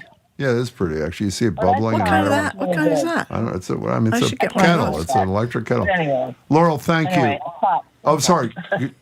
Laura, let me ask you something. What Marjorie was just passing me a note, and she said what she occasionally does is she'll make pasta, and then she'll use the pasta water to make her coffee. Is that a good thing, or I actually forget that. Laurel, thank you for your call. We really appreciate it. Maybe you pour your coffee from the Brita water filter thing. You know what I mean? Instead of You using use a Brita water filter? I do. In the I'm refrigerator? very fond of Brita water Really? filters. I have one of those filters that's like built into the sink kind of Yeah, thing. but that's the one you haven't changed for 15 years. Nobody knows how to change it. Let me tell you, they you call the company and say, Is that we don't know. Mass Save? We Do they don't come in know." and do that? No, Mass Save did it. Mass Save, by the way. Yeah, I got to call We're going to Mass talk Save. about that in a week or two because there's a budget cut pending on Beacon Hill. Do you know they insulated my whole house for nothing? Yeah, you told me that. For nothing. Well, they'll do it for anything. What a I think scam. it's not a scam.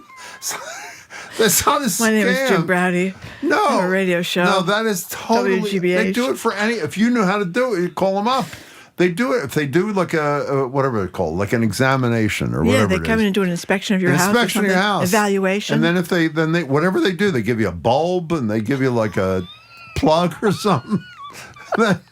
And it's free. Give you a bulb and a plug. They do. They give you a bulb. And they insulate your entire house, which Well, is if you pretty ask good. them to. Okay, Sue's from Framingham. What do you think, Hey, Suze? Suze, what's going on? Well, this is nowhere near as erudite as, the voter question yesterday. But, No. Okay, that was deep. Yeah, it's true. To defend Jim, Thank yes, you. they do insulate your entire house. Yeah, Wow. they do. For free. Yes, for free. Yeah. The only downside is now my attic is so nice and warm that the mice all hang out up there. That's a problem. Well, then you call the Mass Save Exterminators, and they come, and for free they eat the mice or something. Okay, go ahead. What's up, Suze? Go ahead. Okay, but on this is just use the freaking microwave. They're both a-holes. Just put a titchin of water in the bottom of the cup, stick it in the microwave, it'll heat up. You know, You don't There you need to go. put a cup in. no, wait a second. You talking about heating up the coffee or Yeah, heating the up water. Oh, just heat up the cup. She wants a warm cup. You don't just put like a teeny bit of water in the bottom of the cup. Oh, okay.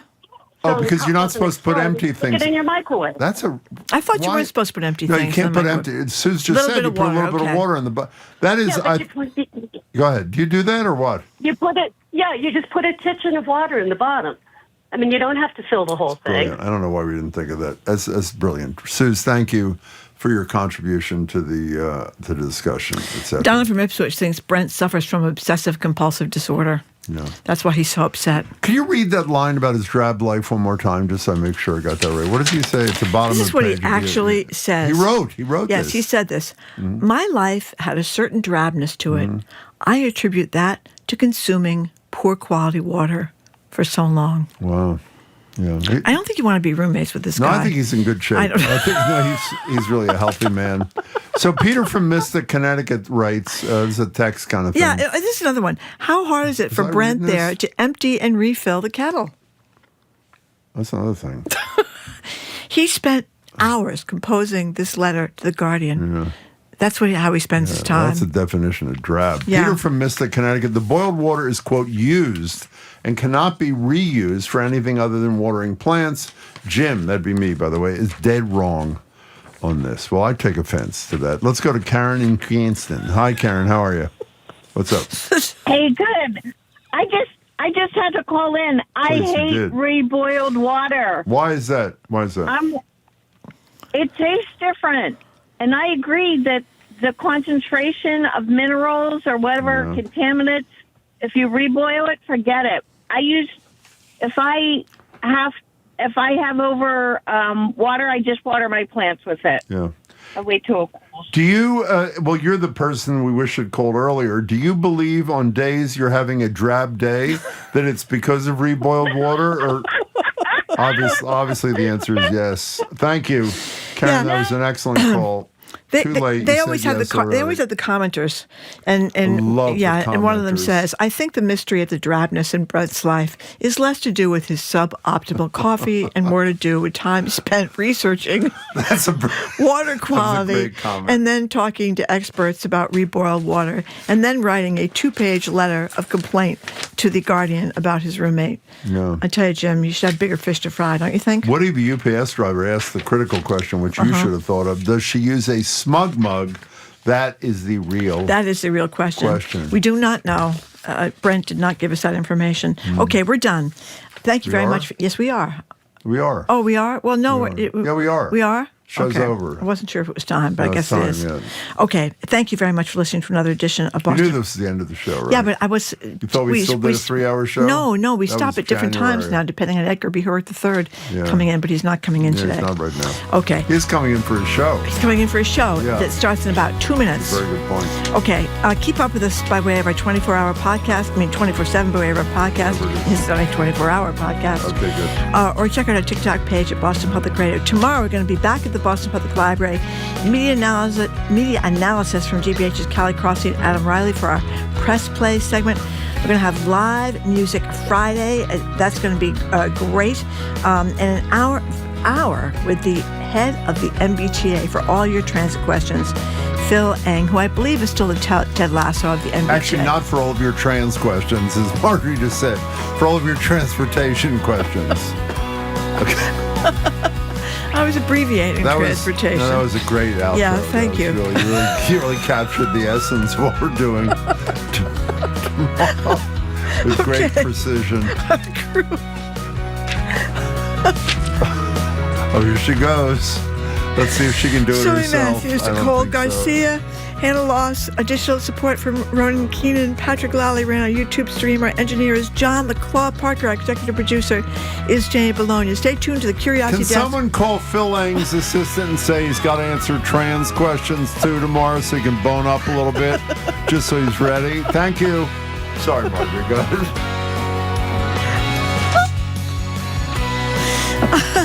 I'm Marjorie Egan. Oh my God, I'm Jim Brody. Thank you for tuning in. Hope you have a great day. We apologize. Goodbye. It's Jim's fault. Bye.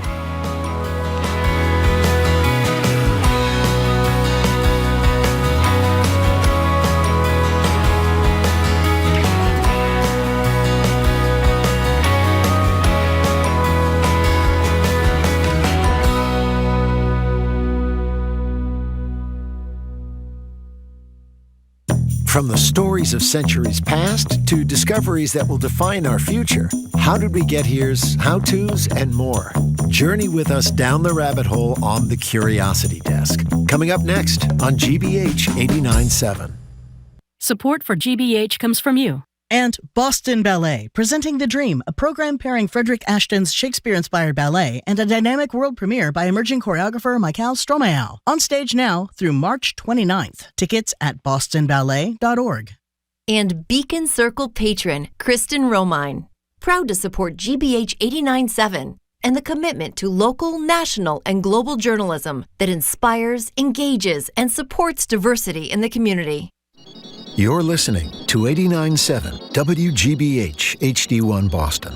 Online at gbhnews.org. GBH News. What matters to you? I'm Edgar B. Herwick III. Today on the Curiosity Desk, in New England, we remember dozens of lives lost during the Salem witch trials. But chances are you're less familiar with the thousands of women persecuted and executed in witch trials across centuries in Scotland. 2 women just got the Scottish government to recognize an official tartan, those cloth patterns you see on kilts, to recognize that history. And they say witch hunts of all kinds are still an issue today. Plus, visitors to Boston Common may have noticed the squirrels. Yeah, they're a little portly.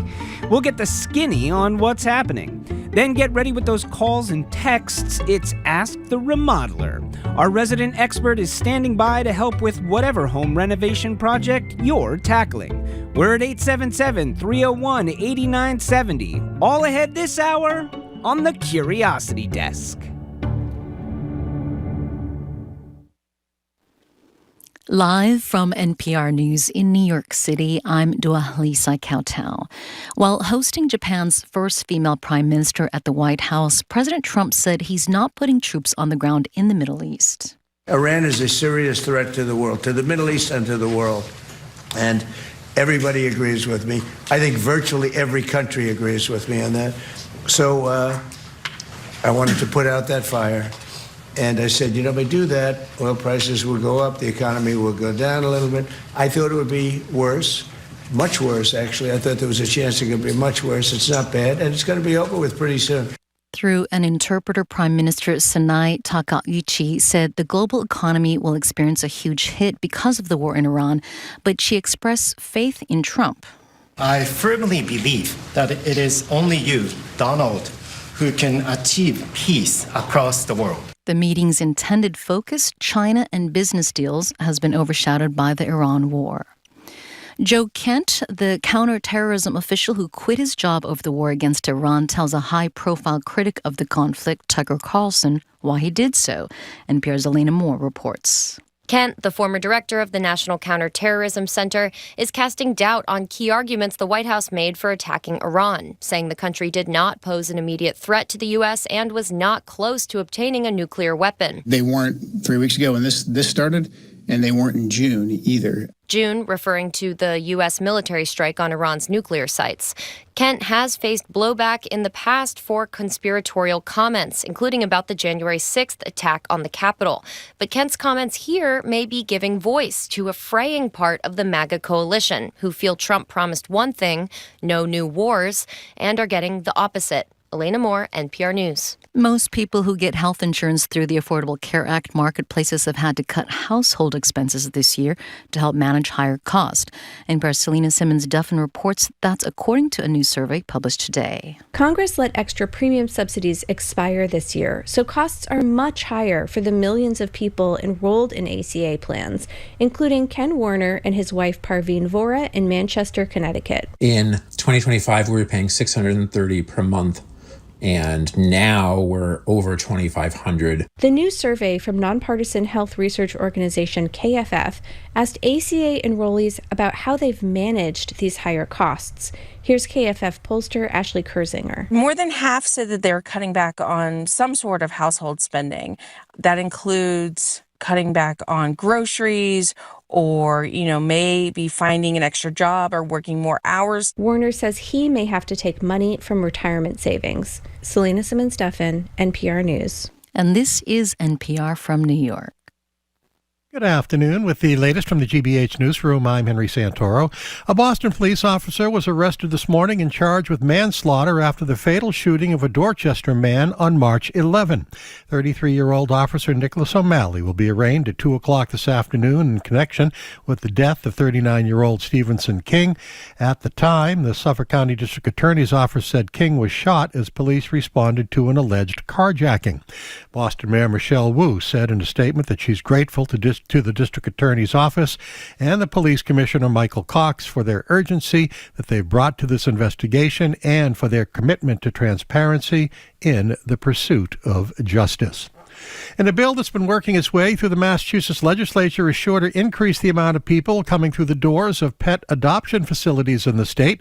It's called an Act Promoting Pet Equity, Treatment, and Safety, or the PETS Act, and is getting a big push on Beacon Hill today. Puppies from the MSPC Angel, along with Senate President Karen Spilka and fellow senators, as well as several others from the MSPC Angel and Animal Rescue League of Boston, as well as the Humane World for Animals, will all be at the State House for a press availability today. The bill promises to combat animal cruelty, and one way is by banning pet shops from selling cats and dogs, many that come from so-called puppy mills. Who's a good boy? In sports, the Bruins host the Winnipeg Jets at the Garden tonight. Exhibition baseball, Red Sox play the Twins at Fort Myers this afternoon. 40 degrees in Boston. This is GBH News.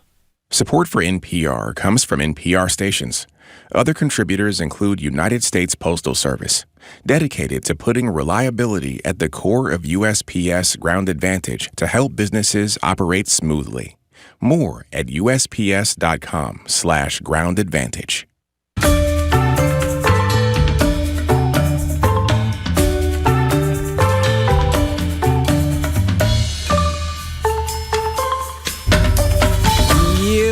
Listening to the Curiosity Desk on GBH. I'm Edgar B. Herwick III. We are streaming live at youtube.com/GBH News. Recently, a new tartan was added to the Scottish Register of Tartans. That's those plaid patterns you see, maybe on a kilt or a scarf or a sash.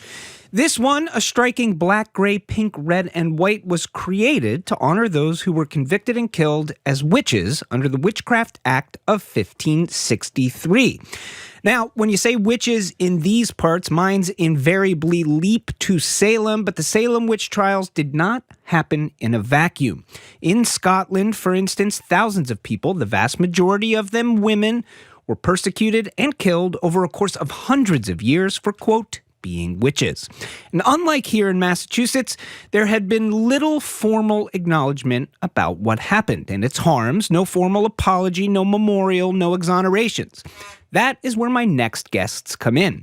2020, on International Women's Day, Claire Mitchell and Zoe Venditozzi launched the Witches of Scotland campaign, dedicating to securing justice for those who were convicted of witchcraft in Scotland, and they join me now via Zoom. Welcome to the Curiosity Desk. Hello. Thanks for having us on. We're really thankful to have you with us. Okay, so you launched this campaign in 2020. Obtain a pardon for those convicted, obtain an apology for those accused and convicted, and to obtain a national memorial. Now, my understanding is this tartan has to do with the national memorial.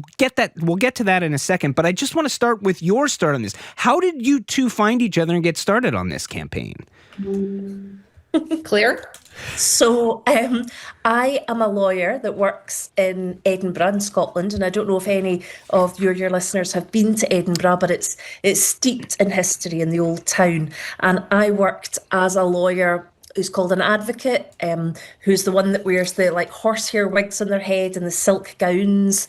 And I work in buildings that are hundreds of years old. And the type of area of law that I was in was dealing with miscarriages of justice. So it didn't take me long when I was in that job to think about the cases that had come before me. And I got interested in the witchcraft trials, basically. And the more I found out about it, the more I was amazed that people didn't know the history of witchcraft in Scotland at all. If people were asked about witch trials, they would say Salem. They wouldn't realise that, in fact, during the witchcraft trials, the reason that Salem happened, as you sort of alluded to at the start, was because it had already happened over here in Scotland and England. So I became really interested in the witchcraft trials. I became interested in the history of women in Scotland and how we weren't properly representing the history of women in public spaces. And I had all these ideas coming together, and then I met Zoe. And Zoe, take it from there. So we met at our mutual friend's wedding and bonded quite quickly over a similar sense of humour, and realised that we're both feminists and had been for a long time. We're both interested in human rights issues. And Claire said to me, I've got this idea. Do you want to meet for a coffee in a couple of weeks? And I said, yes, of course. And we met, and she said to me, okay, this is the idea, but bear with me, just hear me out. And then she said, okay, witches. Now, I grew up in Scotland, and I actually went to high school in the town St Andrews, which I'm sure your listeners will know in connection with golf. Indeed. But it's an incredibly historic town. But we'd never been taught anything at all really about our local history, or indeed about witch trials, and there was very little history about women. So I knew nothing about this at all. And I'm actually a high school teacher by trade, and I've taught Macbeth many times, but didn't really make the connection between Macbeth the play and the idea of witches in Scotland. I knew Scotland was spooky, we're good at spooky, but I hadn't really thought about the true story of the witches, so to speak. So this has all been like a massive learning curve for me. But Claire said to me, the reason I'd like to bring you on board is because I want to do a series of 6 podcasts, and we can then tell people about the campaign. It's a really great way of educating people. And I said, yeah, sure, because I interview writers. That's one of the things that I do. And so we launched on International Women's Day 2020, and hereby proving that we are not witches. We didn't realise that the world was just about to shut down because of COVID. So we had to shelve the campaign for a bit, but then we relaunched in the autumn of that year. And we started recording podcasts. And because of everybody just suddenly getting used to Zoom and people being bored at home, we were able to speak to lots of experts that probably ordinarily would have told us to get lost. But we were able to record loads of fantastic interviews with real world experts. And we're on now, I think, maybe 83 episodes. I was going to say, I think you have more than 80, but you said 6 podcasts. And I was like, I think there's 80 podcasts that you two have done. So it's wild. There is a huge bank of people that have knowledge and an interest in the witch trials in Scotland and, of course, around the world. So, I would love for you, talk to you about this, and obviously there's a very rich history, and you've got 80 episodes of a podcast that dig into that. But can you give us a little bit of a sense of the scope of what happened in Scotland? As I said just a few minutes ago, we're talking about hundreds of people, or thousands of people. We're talking about hundreds of years. Just sort of give us a few details about what happened in Scotland. So the Witchcraft Act was in place between 1563 and 1736, 173 years. The Witchcraft Act was signed by Mary Queen of Scots, but really took off when her son James VI of Scotland took the throne. And he'd been brought up to believe that the devil was amongst us, that he was going to wreak havoc on society, on Scotland, and try and bring the end of his reign. So as a result of that, that sparked a real interest in witchcraft trials. And over the next 173 years, there were, at a very conservative estimate, 4,000 people accused and 2,500 executed, which, just to put into perspective, was per capita 5 times as much as anywhere in Europe, and certainly vastly outstrips Salem, where there were, I think, 19 convicted and 20 deaths, 19 executed and 1 death being tortured. So we're talking about a really enormous amount of people at a time when Scotland was very, very small, probably had only maybe 900,000 people in it.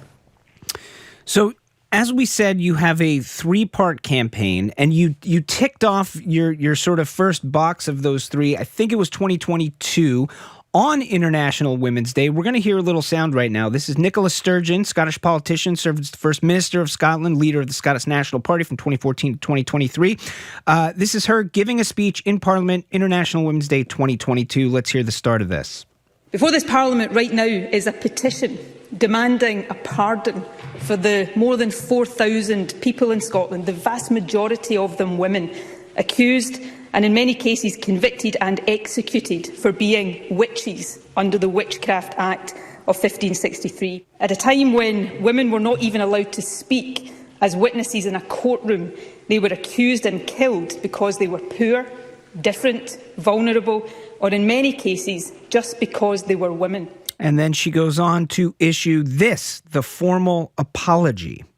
These accusations and executions were instigated and perpetrated by the state. And so today, on International Women's Day, as First Minister on behalf of the Scottish Government, I am choosing to acknowledge that egregious historic injustice and extend a formal posthumous apology to all those accused, convicted, vilified or executed under the Witchcraft Act 1563. Zoe, where were you when this happened? What goes through your mind when you hear it again now? We were actually in the building, I think, next to Scottish Parliament, because at the time there was a film crew that was following us, who we were working with, and I think it was was it for a radio programme, Claire? It was BBC. BBC, and we watched it on the monitors as it was happening, and it was momentous. We'd actually started that day on the top of a hill in Edinburgh city centre, where we'd worked with a visual artist who'd created a metal form of a woman accused of witchcraft and been set on fire at dawn as a kind of a statement. So we'd started the day with this incredible symbol of what had happened, and then to be able to go and listen to our First Minister of the time, the leader of our country, a woman who we've got great respect for, giving that first apology was absolutely amazing to us. Yeah. So check number 1. Check number 2 is, or the attempt to get check number 2 is what leads us to the tartan, right? Of having a national memorial, and this sort of becomes the tartan. Tell us how this happens. So we had said that we wanted a national memorial, and we initially, I suppose, imagined it as being a statue somewhere. Sure. But the more we spoke about it, the more we realised it was problematic, because a statue costs a lot of money. We spoke to the Scottish Government. They said, we really like your ideas, we'll promote it, but we can't give you any money. It not only takes a lot of money to make, but to upkeep as well. Who was going to do that? Who was going to design the statue? Where was it going to be?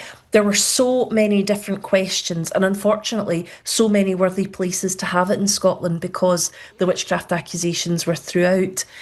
So there were all these types of issues ongoing that was a stumbling block for us, until Zoe and I were invited to the Victoria and Albert Museum in Dundee, the V&A Design Museum, which was hosting a tartan event. And we went there and we saw people talk about tartan that's been there for hundreds of years in Scotland, talking about their history, their people, their clan.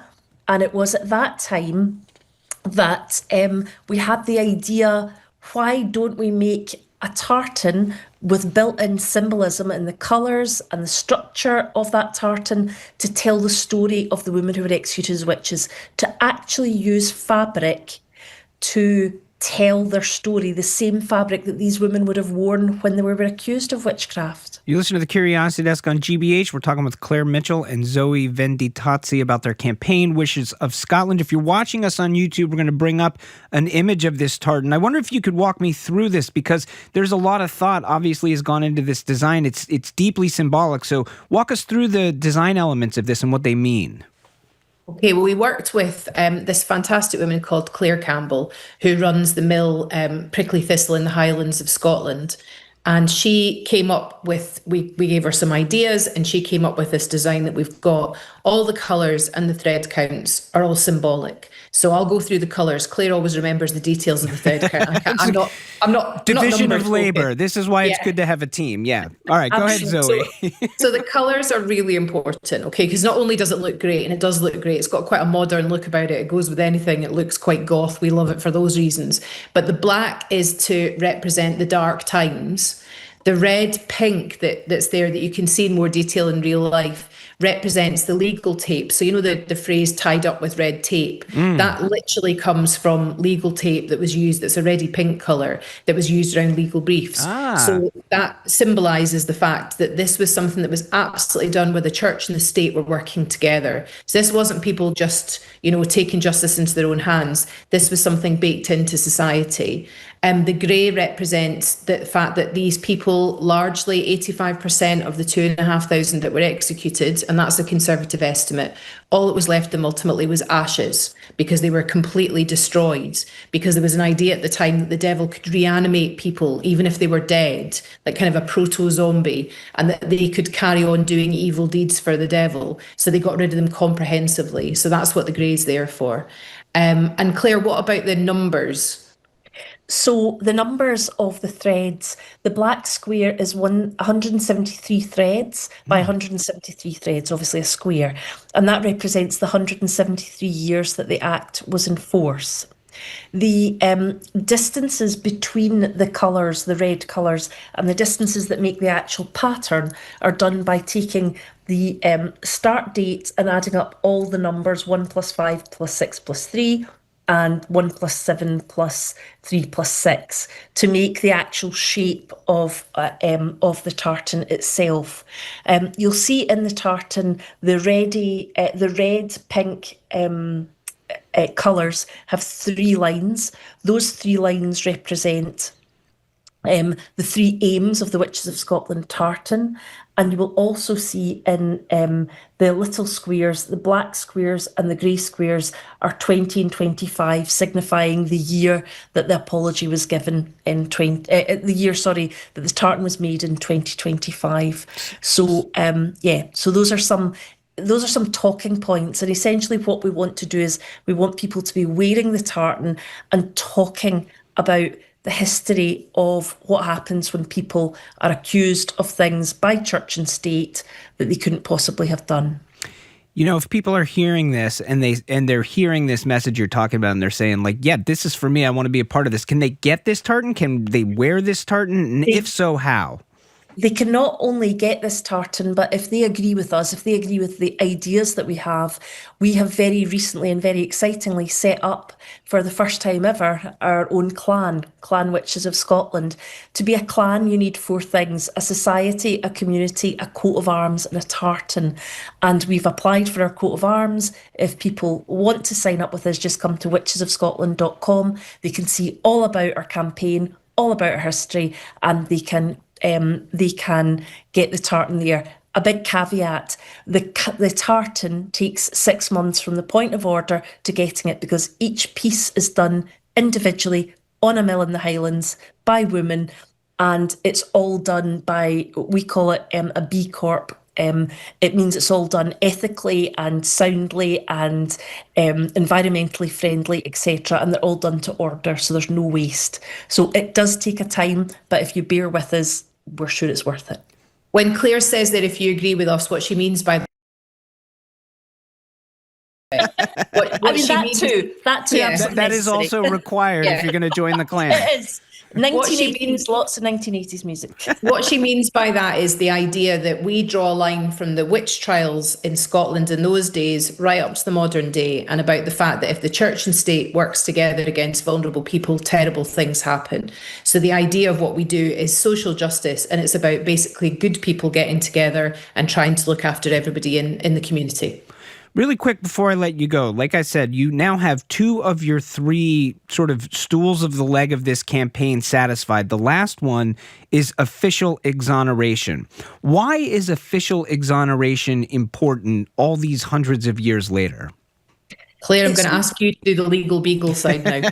Yeah, it's so important. First of all, is we're somebody else's history, right? In 1,000 years, someone will say people were executed between the 16th and 18th century, but in the 21st century, they were pardoned or exonerated, as you would see in America, but we have a different legal system, we call it pardoning. So it's right to put people who have suffered at the hands of their own community, to give them their place back in society, and to say they're not witches, they were women who were terribly wrongly harmed. So that's the first thing. The second thing is, as one of our phrases, we say remembrance is resistance. To remember those people and to say what happened to them was wrong and to put their place right in society provides us with a landmark from which we can guide ourselves in the future, from which we can say these things ought never to happen again.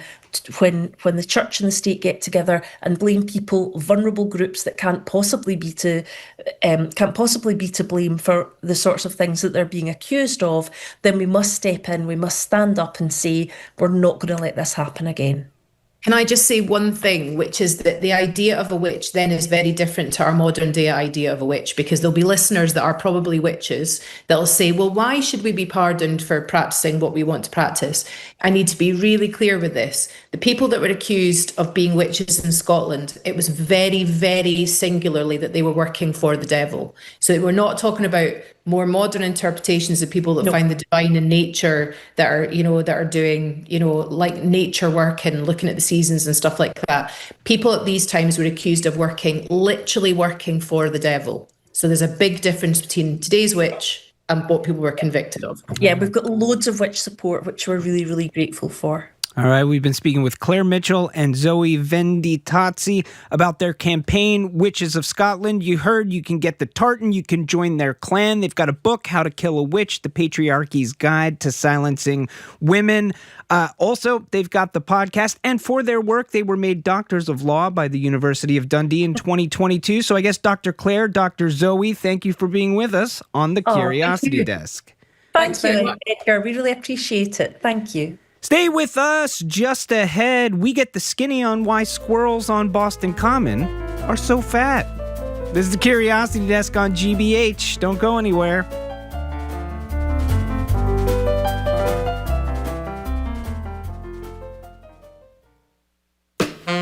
I'm Jared Bowen. Coming up on The Culture Show, on the new PBS masterpiece series The Forsytes, wealth, status, and family loyalty are bound to rivalry, desire, and control. It's a sweeping period drama about a dynasty determined to protect its place atop society and business. Stars Stephen Moyer and Jack Davenport talk about the power struggles and emotional fault lines at the center of this new adaptation. That and more on The Culture Show today at 2 on 89.7 GBH. Support for our programs comes from you. And Good Now Farms Chocolate, crafting single-origin chocolate made from directly sourced South American fine flavor cacao beans. Learn more about their crafting approach at goodnowfarms.com. And Subaru of New England. The all-wheel drive 2026 Subaru Crosstrek Hybrid is designed for New England terrain. Subaru retailer locations at subaruofnewengland.com.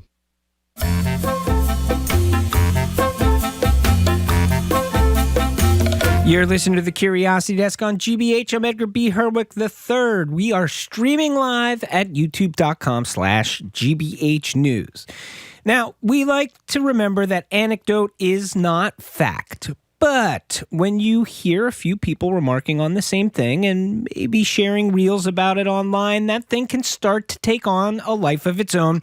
Today's example, fat squirrels, specifically the squirrels that scurry around Boston Common and the Public Garden. We're not here to body shame squirrels, but we do want to know, are they indeed and in fact fatter than the average squirrel? Liza Meyer joins us now to help us figure this out. She's president of Friends of the Public Garden. Liza, welcome to the Curiosity Desk. Thank you so much for having me. Okay, is there any truth, is there any reality to what seems to be an online consensus that the squirrels are fat here? I believe there may be some truth to that. I will caveat this with saying I am not a squirrel expert. Fair. I am not a scientist or biologist, but I do visit the parks frequently and have made my own observations. So yes, I believe that there are potentially the right ingredients in Boston's downtown parks, the Boston Common and the Public Garden and Commonwealth Avenue Mall to support larger than typical eastern gray squirrels, which is what we have down there. Okay. So you said the word ingredients. So now I'm thinking right now it's the end of winter. Assume an animal should be a little bit skinnier by the end of winter, but what have these squirrels been chowing down on? Well, I mean, winter usually is a time when squirrels would become leaner, right? In a natural setting, they wouldn't have as much access to food. And in a winter like we've had here with so much snow, that really does pose a challenge to squirrels. But let's remember that what happens in the parks is many of the time squirrels' diets are supplemented by park visitors.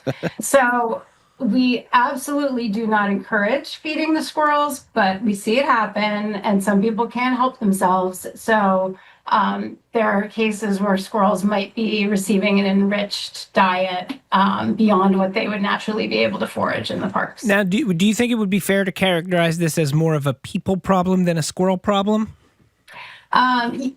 Yes, though the people problem can result in there being a squirrel problem, right? So a squirrel who's receiving handouts from people starts to become accustomed to that and starts to lose some of their natural skittishness and will start to sometimes be overly present or even like overly aggressive, for lack of a better word.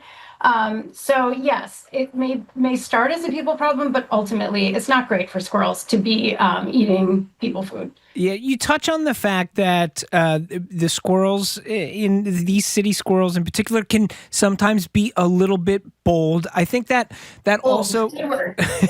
Yeah. What do we know about the squirrel do we manage the squirrel population in any way? Like, what do we know about it? No, we do not manage the squirrel population. I will say that Friends of the Public Garden cares for the Boston Common, the Public Garden, and Commonwealth Avenue Mall alongside the city of Boston to help make these spaces the exceptional open spaces that they are.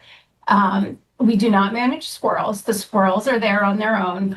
But I think because the squirrels are so accustomed to people that visitors get unusually close looks at the squirrels, which may make them seem larger or more noticeable than the squirrels that you might see in, a setting outside of the city where they're very nervous and run away quickly. You don't really get to have that up close experience.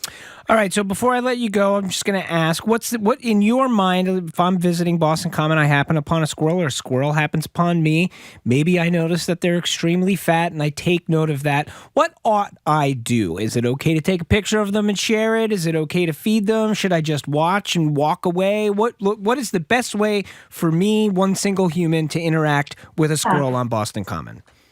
Absolutely take a picture if you're interested in doing so. Observe them. I mean, we don't always get to have this kind of close interaction with nature. And so when you have opportunities like that, let's take advantage. But leaving them alone, not feeding them, not touching them is certainly the right thing to do. Enjoy them from afar. Appreciate that they're here in our city parks, living the good squirrel life, and really able to grow into being such little round fuzzy creatures thanks to the healthy trees that are in the parks, right? That's ultimately it's the health of the park ecosystem that produces all of these acorns and everything that the squirrels live on. And that's what turns out such a big squirrel population. All right. We've been speaking with Liza Meyer. She's president of Friends of the Public Garden.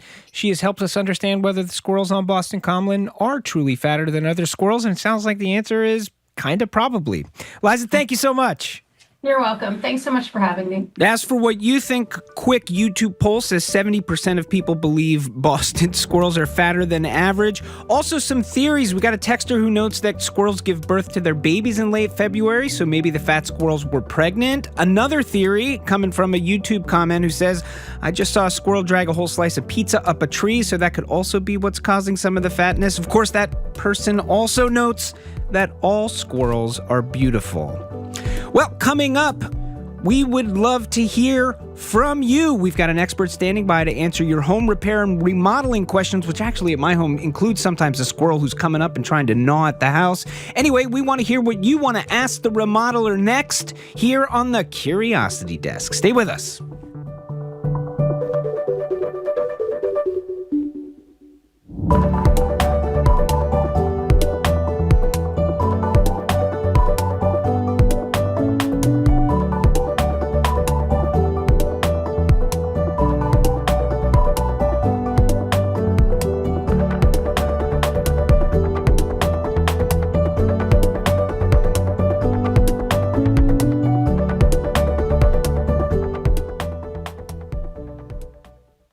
When you're getting ready for the day, get ready with us. Welcome to GBH's Morning Edition. Thanks for having us with you. GBH's Morning Edition with Mark Hurst. Looking at local headlines this morning. More local news. More diverse voices. More unique perspectives. The gateway cities closer to Boston have seen a lot of investment. Others, particularly further west, haven't gotten that same level of investment. GBH's Morning Edition. Weekdays starting at 6 on GBH 89.7 and streaming on the GBH News app.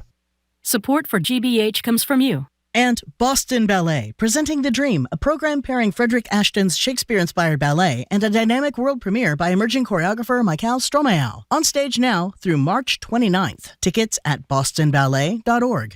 Reach your customers wherever they are with GBH. Your brand will stand alongside trusted, mission-driven content across every platform. Explore the impact of corporate sponsorship at gbh.org/sponsorship.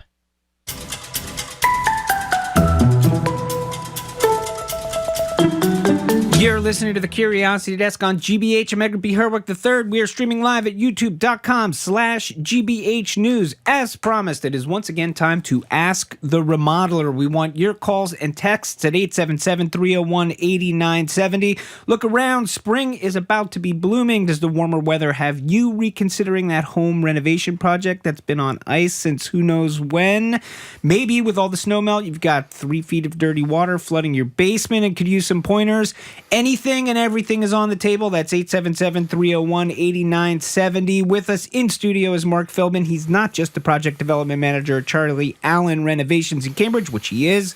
He's also the guy behind the Boston Globe's Ask the Remodeler series. Mark Philben, welcome back to the Curiosity Desk. Thanks for having me. Melting snow and spring rains, that indeed is something that I think folks are facing right now. What should people be thinking about as this is going down right now? If you have water in the basement now, submersible sump pump. Yeah, hopefully you've already got that. Yeah, there's a number of things you can do. I just actually wrote this in the article for the Globe. Yep. This came out yesterday.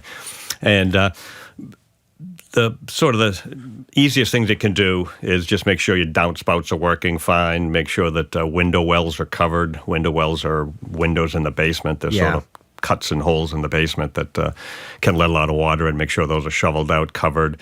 Downspouts are running clear. Those are sort of short term. Long term is putting a sump pump in your basement to pick up the high water table that usually is what causes most flooding in basement. So it's coming from underneath, not getting in from overhead. Exactly. So it's usually coming in as a high water table, and that comes in through the bottom of the foundation. That's the biggest source of flooded basements. Not so much a crack or a hole in the wall. It's coming up from below. And there's nothing that is no one person's fault. There's nothing you can do except for deal with that when it happens. Is that it? If you have a sump pump, the sump pump will pick it up as the water table rises. The sump pump will pick it up before it actually gets above the floor. All right. A more elaborate plan. Yeah, go ahead. Let's get fancy now. A more elaborate plan is a French drain, which is basically sort of an underground gutter system that goes around the perimeter of your basement, picks up the water as it comes through the bottom of the foundation, and that will bring the water into a sump pump, and the sump pump will discharge the water outside. And is that kind of a system something that you put in when you're building a house, or is that something that can be done after the fact? It can be. We've done it.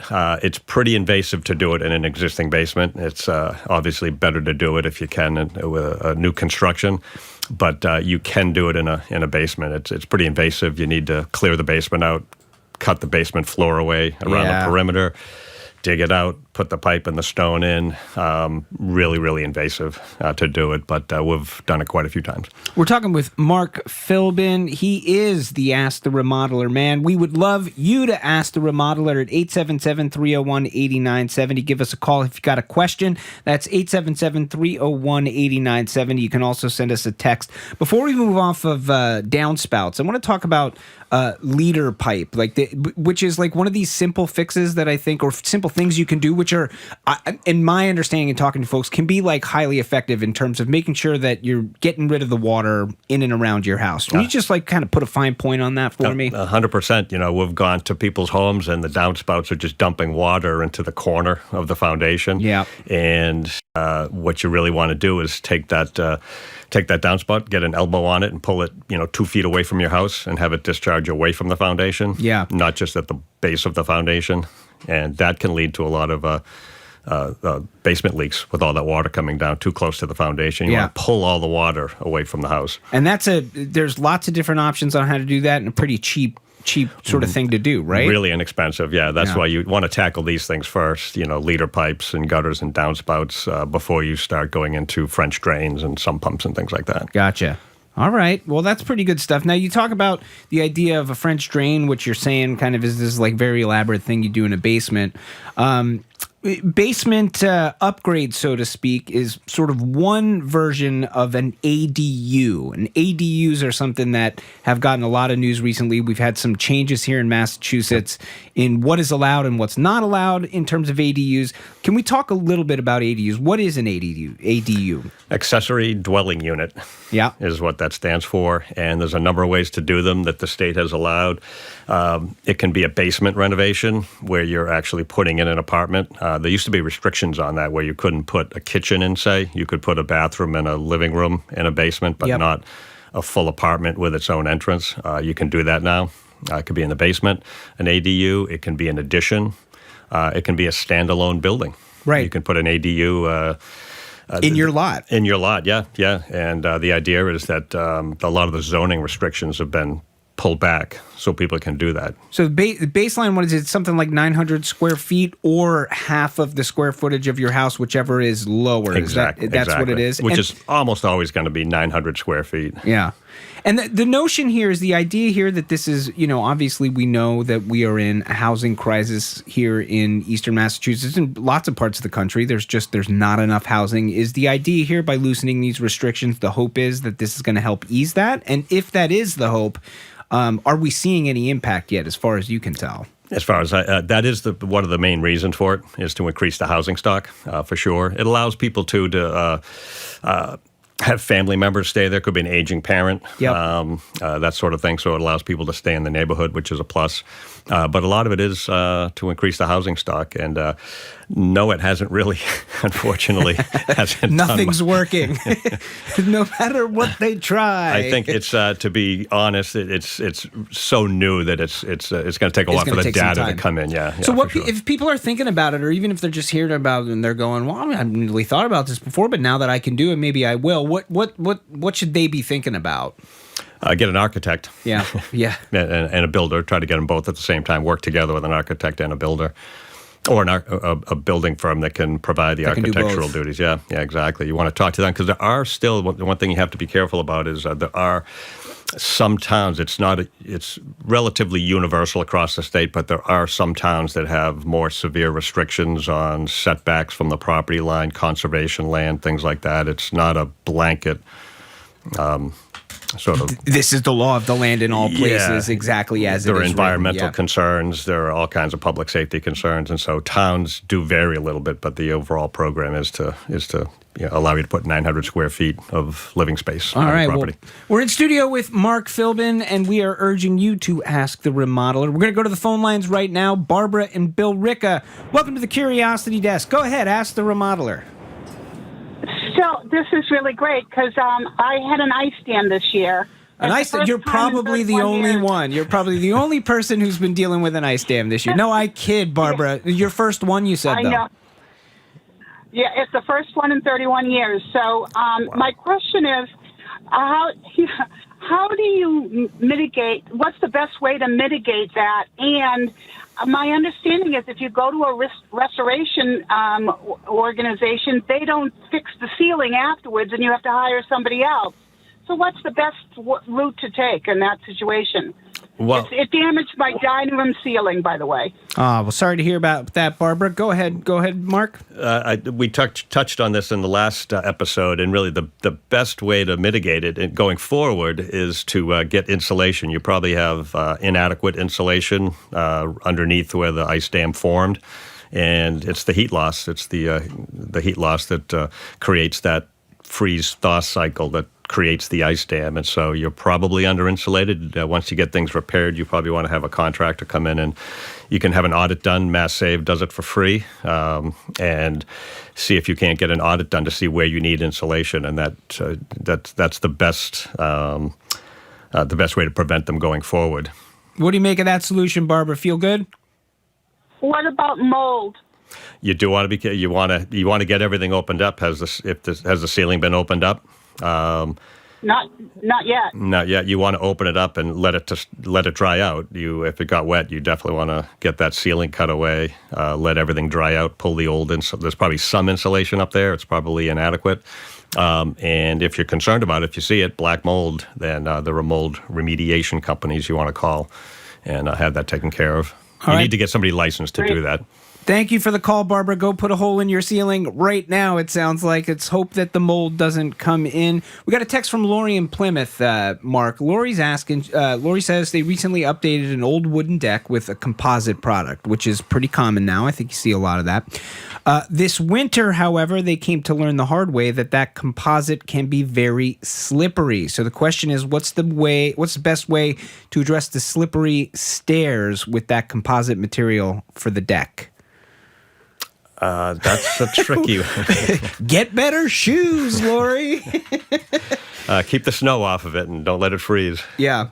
Can you so I'm imagining if I have, say, concrete stairs, I might put some sand on it. I might put some rock salt on it, although that can be bad for concrete stairs. I think you said last week. It is. Last time. It's also not good for the composite. So you hit it. Sand. Sand is the best thing you can do. And you can buy that. Home Depot sells, bags of just sand. It could be masonry sand. But you want to put that down because that'll clean up and not discolor the composite decking. Yeah, but if you put like rock salt or whatever down, that's not a good idea, right? I don't think so. No, some of those composite decks, it can discolor. All right, so Lori, sand, bag of sand. Go to your local Home Depot or whatever it is and buy yourself a bag of sand. We're gonna go back to the phones here. We got Laura in Woburn. Laura, welcome to the Curiosity Desk. Go ahead, ask the remodeler. Hey, Mark, I had two quick questions, but I'll hit you with one. If you have an existing French drain, can you have a hatchway door installed in your basement? A hatchway door to where or from where? From the outdoors to your basement. There's no way of getting into the basement or just by the kitchen. So if you have a French drain, does that preclude you from putting an entrance from the street to your basement? No. You could do that. What they'll have to do, as a matter of fact, with a French drain, you actually would You'd want the French drain in there to begin with. They might have to just cut it, divert around the door, and put a drain in. So when the door opens up, if it ever floods, because that's a weak point, you'd want to have a drain that ties into your French drain. You know what I mean? A floor drain is sort of a grate that goes in the floor, and that would just bring the water right. If it ever did flood the door, it would go right into the French drain and get taken away. Good to know. Good to know.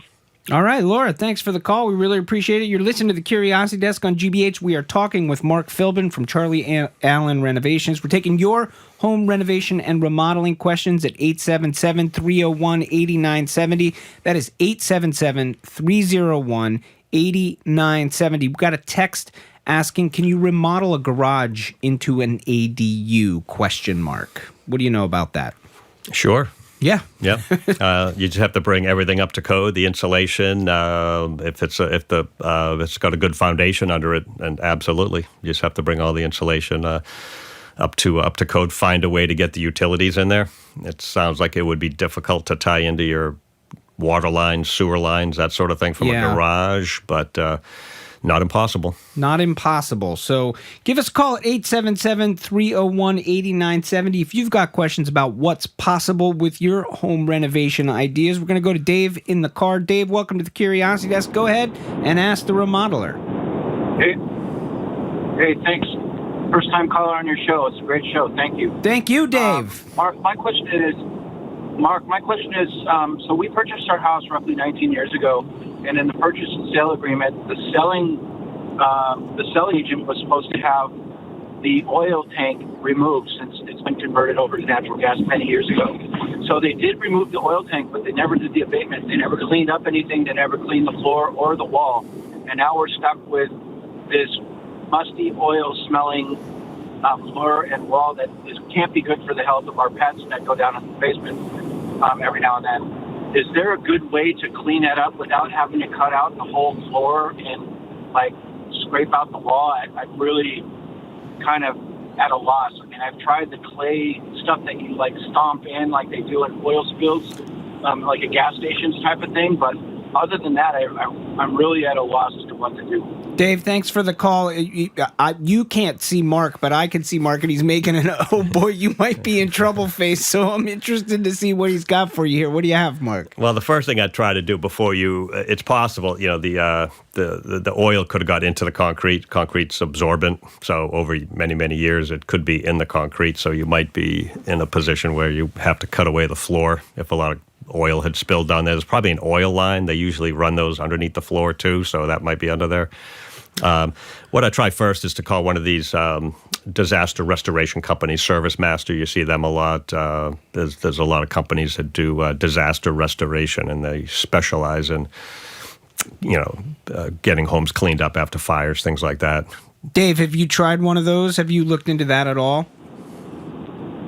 No, I haven't. I actually looked into a guy that would come in and do a coating, like epoxy, like garages do, that type of thing. And he said, your floor does the hula, and it's crazy wavy. And then he says, I'm not touching this because of the oil. There's no way to coat over it. So He said the epoxy will never stick. So I will try a Service Master type company. I appreciate it. Yep. All right. Thank you for the call, Dave. Good luck to you.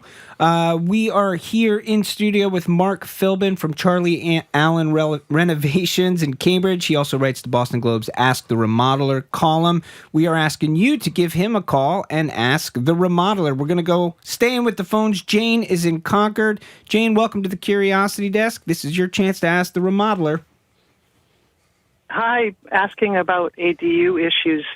Towns that do not have much sewer or very little sewer obviously have septic systems, and don't the septic regulations also prevent, to a certain extent, those towns from allowing ADUs because you just don't have the septic capacity that was built with the house? That probably would. We do most of our work. We in the city where that's not really an issue. There are no septics. I would imagine there's a good chance a lot of homes in Massachusetts, their existing septic isn't up enough. Yeah. And Title V makes you change that when you sell the house, when it changes hands. So adding something onto an existing system that's inadequate is probably going to they might make you update the septic system to get this ADU put in. I'm not 100% sure how that works, but I would imagine that environmental concerns would be a big issue with that. Jane, is this something are you thinking about doing an ADU and you're concerned about the septic system, or is it more of an academic question? A little bit more on the academic, just from looking around at real estate and seeing like when a house is going to sell and the owners put in a septic system that is for the existing number of bedrooms, it means that you can't then add an ADU if you're the new buyer, or build on an extra apartment or what have you. So there's a lot of restrictions that come with septic rules like that. Yeah, I think you're right. That would be that could possibly preclude you from doing an ADU until you upgrade the septic. You definitely want to talk to somebody. Would want to talk to their building department. All right, Jane. DPW. Thank you for the call, Jane. Mark, recently you were writing about this is that time of year where you can again start to imagine being outside and spending some time outside. And so, a deck or a patio is kind of one of those options, I think, when people are thinking about that and thinking about upgrading. You had sort of this great notion in the beginning of that article, which you were saying you're surprised how many people have not thought through whether, like, kind of in their soul, am I a deck person or am I a patio person? So talk about the importance of asking yourself that very specific question if you're thinking about doing an addition on the back of your house in that way. Well, the most surprising part is when you're dealing with a couple and they haven't decided on... Between them. We've had that happen where one person wants patio, one person wants a deck, and so it's sometimes you do both. Sometimes you do a deck that leads down to a patio. But a lot of people don't really think about it. They want to enjoy the outdoor space and haven't really thought how they want to use it and how they want to incorporate into the landscaping. And so it's a conversation that we have and how they plan to use the space out there. A lot of times it's dictated by the house elevation. If the first floor to the backyard is 10 feet off the ground, that's a deck. Yeah. If you're close to grade level, you can consider having some steps out to a patio. We got a text here, and I wonder what you have to say about this one, Mark. So, they note that I guess the feeling is home repairs for people with money. And, but if you've got a home or you've got a place and you want to do some repair on a tight budget, what options are available to you? What are things you can do around the house on a tight budget? Paint. Yeah, I mean, it's not nothing. Paint, painting can really transform a space. So paint, that's something you can do. You got other ones where you're like, no, this, couple of pieces of material, and you kind of do it on your own. Well, the DIY market, that's sort of past to a certain extent, but you can do makeovers, bathroom makeovers. It's easy enough to change a vanity out, possibly change a toilet without gutting the bathroom. Yeah. People do that. You can leave the tub and shower in place, a new vanity, new toilet, new fixtures, towel, rods, that kind of thing, and give it a makeover and then paint it. All right. Tough to do that with a kitchen. You really can't do a kitchen. Yeah. Tough to do a makeover on a kitchen. They're pretty extensive. But a bathroom makeover is relatively inexpensive to do. Leave all the plumbing where it is. Don't gut the bathroom. Don't take all the tile out, and you can do something fairly affordably with that. There you go. Some paint, some bathroom work. That sounds pretty good. We're going to go to Jim in the car. I think we could sneak one more call in. Jim, welcome to the Curiosity Desk. It's your chance to ask the remodeler. Go for it. Hey, thank you. Glad I made it under the wire. Just got in. Thank you. We have thank you. We have a deck that goes up to the house. It's just pressure-treated wood, but it's starting to wear out. We've replaced boards here and there, and I'm wondering what your thoughts are on doing pressure-treated wood again or getting some kind of composite. We're doing so much composite now that I'd recommend that. It's really hard to, once the pressure-treated starts to go, it's almost impossible to get it back, so I would not want to put that back again. I would go with, there's so many composites out right now to choose from, different sizes, colors, quality of the wood, the grain patterns and things like that. I would go with composite and just never have to worry about replacing it again. What do you think, Jim?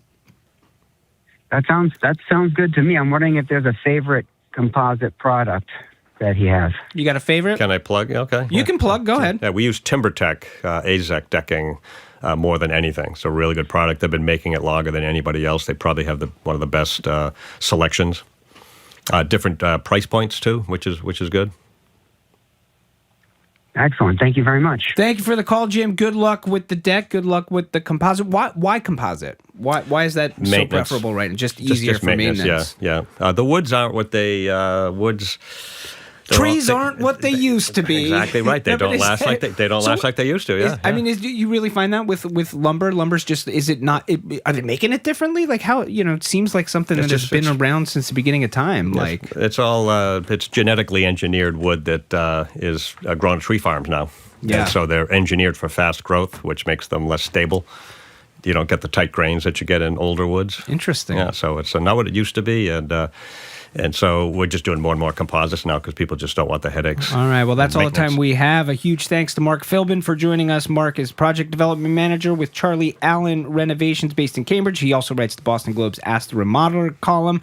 Mark, thank you for being with us. We'll see you again, I hope, next month. All right. Thank you. Appreciate it. And I am joined right now by somebody who is exactly what he used to be and always getting better. That was a terrible segue. Just trying to make it work, Jared. Is that what you were trying?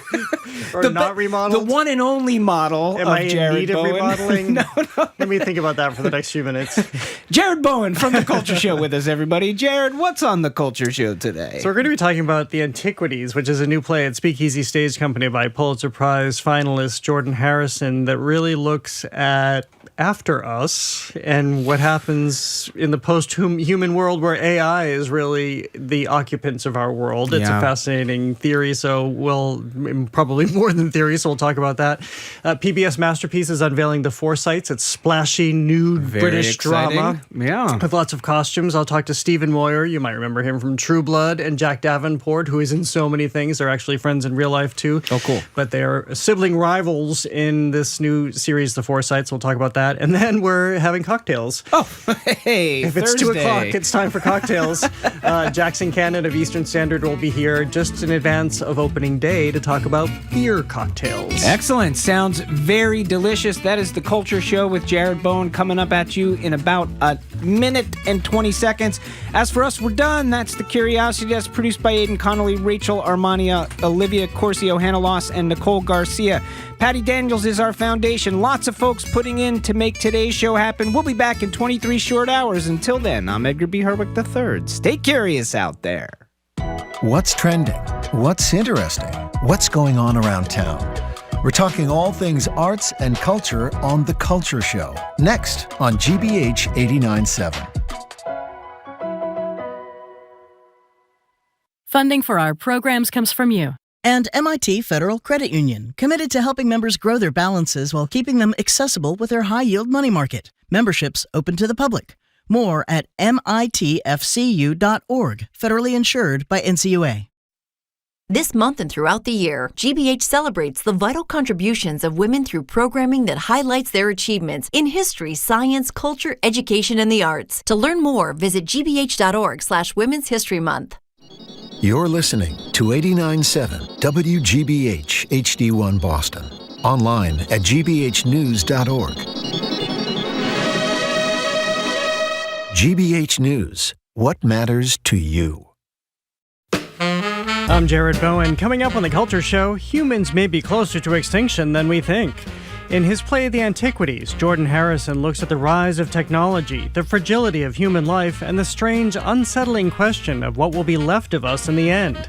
Unfolding by way of glimpses of humanity over the course of 400 years, beginning with Mary Shelley creating Frankenstein, the play turns AI dominance into something intimate, eerie, and unnervingly recognizable. From there, we raise the red curtain on the new PBS Masterpiece series, The Forsytes, where family, loyalty, ambition, and corsets collide. Actors Stephen Moyer and Jack Davenport join us to talk about this sweeping drama of wealth, status, and the fissures that threaten an outwardly formidable and exclusive dynasty. And with opening day around the corner, Boston's all-star beverage director Jackson Cannon of Eastern Standard is throwing a cocktail curveball, shaking up beer cocktails just in time for baseball season.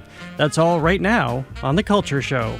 The Culture Show is made possible in part by a generous contribution from the Fiducia Fund, proud to support this station's arts and culture programming. I'm Jared Bowen. This is The Culture Show, live on 89.7 and streaming on the GBH News YouTube channel. What of us will survive? A few objects, a few habits, a few imperfect stories about who we were and what we made. In his play, The Antiquities, playwright and Pulitzer Prize finalist Jordan Harrison turns that question into a haunting theatrical excavation, imagining a future after humanity, where post-human beings look back at us through the relics we left behind. The Antiquities unfolds as a curatorial tour through the Museum of Late Human Antiquities, a tour spanning 1816 through 2240, and unfolding through a series of vignettes jumping across time from the early age of industrial invention to a later world, shaped and perhaps undone by artificial intelligence. We find human invention, ignorance, and ultimately, end. The Antiquities, presented by SpeakEasy Stage Company, is on now through March 28th. Jordan Harrison, welcome to The Culture Show. It's great to have you here. Thanks for having me. And for those paying attention, I have two Jareds right now. I'm hearing double Jared. Anyone can handle that. We'll try to get rid of that echo. I think we've just done it. Maybe that's our AI intervention that you were talking about. They're listening to us. So let me ask you about you through your many works, including most recently Marjorie Prime on Broadway, which people may have most recently seen, in addition to the Antiquities, have been looking at this notion of artificial intelligence or the post-human world. What has really captivated you about this concept? Yeah, I didn't go looking for this topic. I just find it hard to be a human being in 2026 and not be thinking about these ideas. Like, something I find myself saying frequently to my actors is that those of us who are alive right now are the only human beings who will ever be able to tell the story of the transition from the analog world to the digital world. And more recently, I've started saying the transition from the human era to the post-human era. It's gotten a little more immediate, like we might live to see it even, it feels like sometimes. And what does it mean for you to be able to explore these through your plays as you have done and literally have them acted out and explored? I mean, a nice, maybe like a positive way to frame it is that even though this play takes place we're all gone, in some far-flung future, it's a very human thing to put it on. There's 9 actors playing 50 roles. Like, if it's anything like the production at Playwright Horizons, they're moving a lot of furniture themselves. There's a kid actor. Like, the experience of rehearsing it is we're still here right now. We're still alive and kicking, and like that's the beauty of theater. Is it's different every night. It's very much something that I worry less about the future of theater than some of my other writing enterprises, because it's so what humans can do. Yeah. Well, let's go to the play, The Antiquities, and the Museum of Late Human Antiquities. I think you deliver a gut punch when we first meet these beings that we quickly come to understand are not human beings. They're embodied by actors, so we think we may be mistaken in thinking that, who give us a sense of what human life was like as we humans are sitting there and you're forcing us with your words to digest what it means to be human. Yeah, there's a kind of orientation ritual at the top of the play, like almost like you would find it in a yoga class or something. But very quickly you learn that it's less of an orientation ritual than a disorientation ritual. And those of us sitting there are actually supposed to be fellow AI beings, and we're invited to imagine what it's like to have a body, what it's like to have to cross distance to go somewhere or be hungry. And the hope is that when you hear that, you kind of look at your own body from outside of itself and what's unique about being alive. Yeah. What did this exercise do for you to think about what it means to be human? I mean, it's funny they talk about just to have that body and to digest food, and the way in your context you think, wait, that is a little bit disgusting. We just shove this stuff into us and then it just sits there for a while. It is a little bit unpleasant to be a human. we're very impractical. I woke up this morning and my husband had a terrible head cold, and I thought, oh, I have to hold on for 5 more hours and not have a head cold for this interview. Like there's all, or is did you eat something spicy and your innards are roiling? Like there's all kinds of obstacles in our way that AI don't experience. Yeah. Well, where did it occur to you, or when, I guess, did it occur to you, because things are happening and evolving so fast now, that we are on this very speedy trajectory into technology dominating our lives? Yeah, I think that we just, on a daily basis, whether we notice it or not when we're doing it, there's little acts of resistance. Like, do I want, when I go to buy a pair of pants online, like a little window pops up and she says, "Hi, I'm Daphne, can I help you?" And I decide I don't want help from a robot, or maybe I do want help from a robot. There's all kinds of little, even the hiccup of having to prove to your own bank account as you're logging in that you're a human and not a computer. That's a thing that most of us don't blink at anymore. So I guess part of my project is that I'd love for people to be aware just of those choices. It doesn't mean like burn your computer or throw it out your window, but just realize that we don't always have to give in to the things being delivered to us by Silicon Valley. I'm speaking with Pulitzer Prize finalist Jordan Harrison about his play, The Antiquities, on stage at SpeakEasy Stage Company through March 28th at the Boston Center for the Arts in the Calderwood Pavilion. Well, to that point, here we are making these choices in this time. But as I mentioned, you bring us all the way back to 1816, and we meet this team of creatives, including Mary Shelley, who, of course, would go on to write the Frankenstein story. I want to play a little bit from the SpeakEasy production and then talk to you on the other side of this about how far back this dates.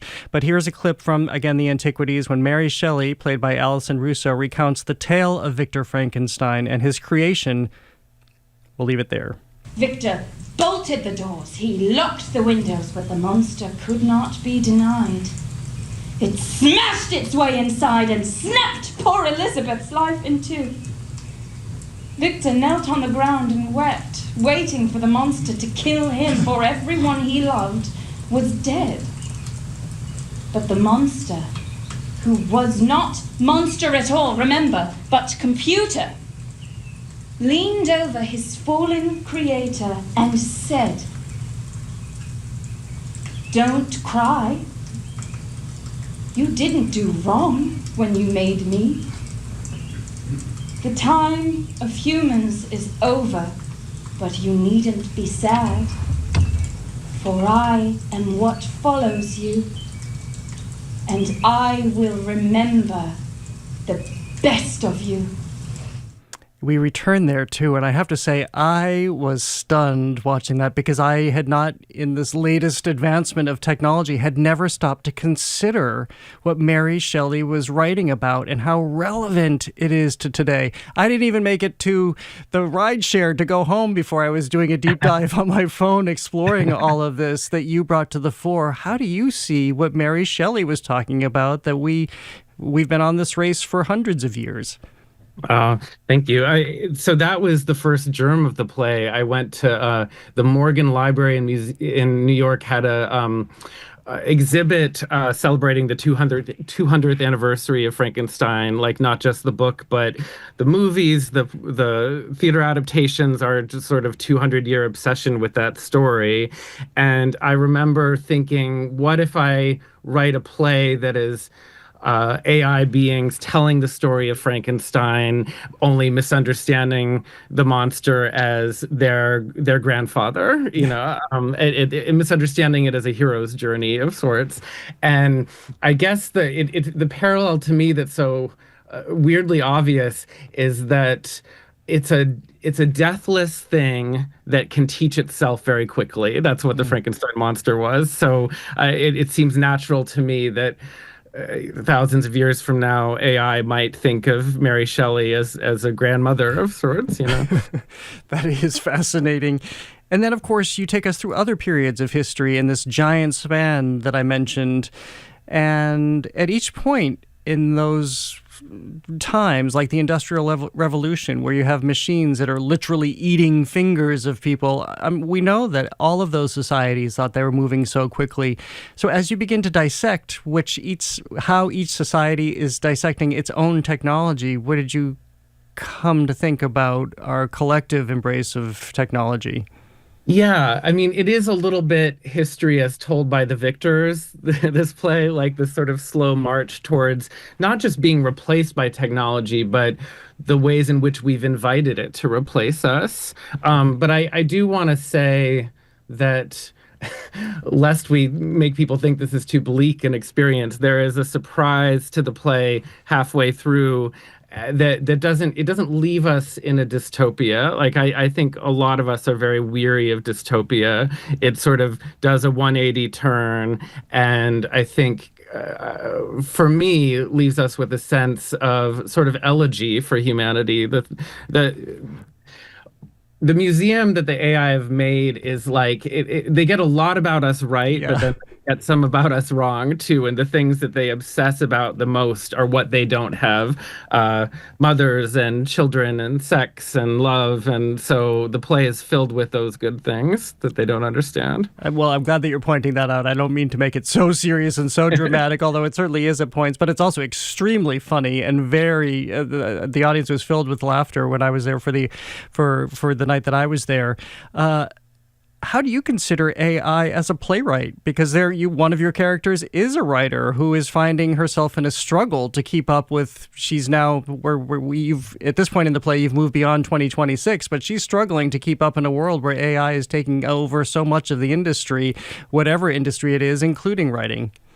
Well, that's such a great example. The writer who's afraid of being replaced, and her sister is an actor who's afraid of being put out of work by AI actors. I was workshopping the play with the director, David Cromer, maybe this was 3 years ago. And he said, I don't want to throw him under the bus, but he said, should we set this scene like 20 years in the future? This seems so outlandish that a writer would be put out of work by a computer. And then not 6 months later, I was picketing with the other Writers Guild TV writers because that is a real and imminent threat.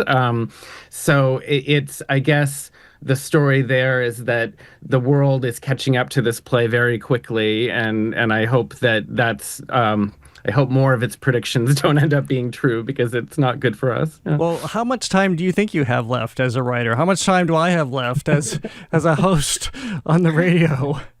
I mean, it depends on everyone's appetite, you know. Like I could be out of work in a year if people love what AI is writing as much as or more than what I'm writing. So in a way, we have to not just keep up with computers in terms of our writing skill, but we have to keep cultivating the appetite for human writing and, I guess, human radio show listening. We have to protect the audiences as much as the artists. How fast do you feel it's coming at you, and are there enough protections and guardrails in place?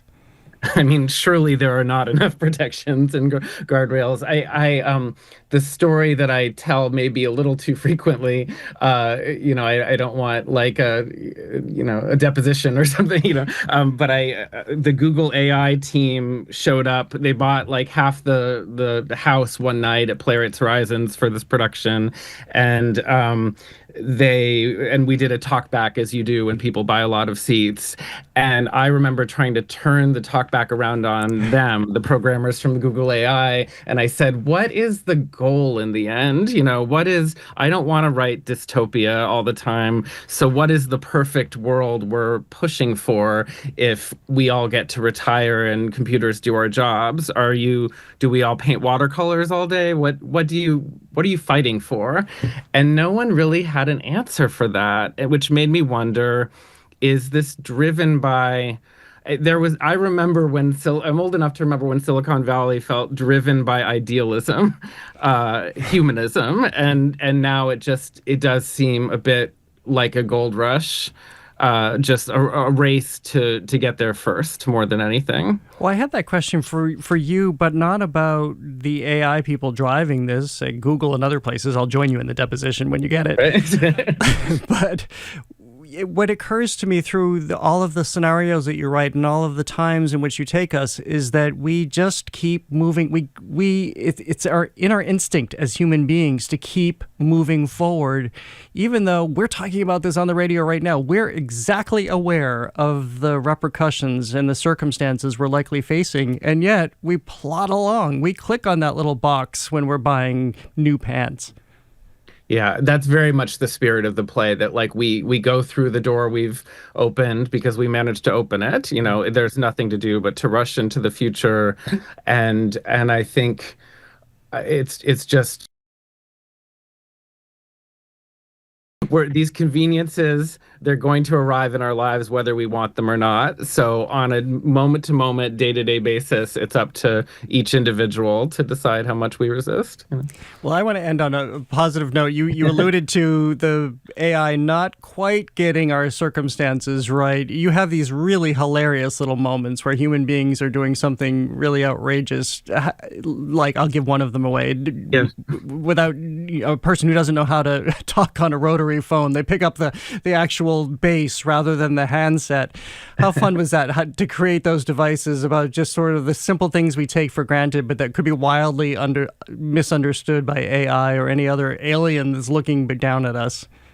And that's a fun thing to invite people to spot. There's maybe 4 or 5 of those mistakes because computers, of course, in the future don't understand like the concept of distance. How far do you have to hold the receiver of a phone to talk into it? And actually, in the production in New York, some people thought that we just didn't know how a rotary phone worked. Like they just thought like that had passed out of knowledge. So I had a few people coming up to me early on in previews and saying, by the way, this is how you dial it. I mean, we weren't holding it up by the base, but there was a different kind of mistake, you know. So see how many mistakes you can spot at Speakeasy. Well, it's a little game in addition to ingesting all of this. Jordan Harrison, it has been really fun to speak with you. Thank you so much for joining us today.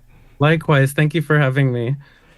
Pulitzer Prize finalist Jordan Harrison's play The Antiquities, presented by SpeakEasy Stage Company, is on through March 28th at the Calderwood Pavilion at the Boston Center for the Arts. To learn more, go to SpeakEasy Stage Company's website. Well, coming up, the British Invasion, actors Stephen Moyer and Jack Davenport are here to talk about the new PBS masterpiece series, The Forsytes. They're next on The Culture Show. Stay with us. The Culture Show is made possible in part by a generous contribution from the Fiducia Fund, proud to support this station's arts and culture programming.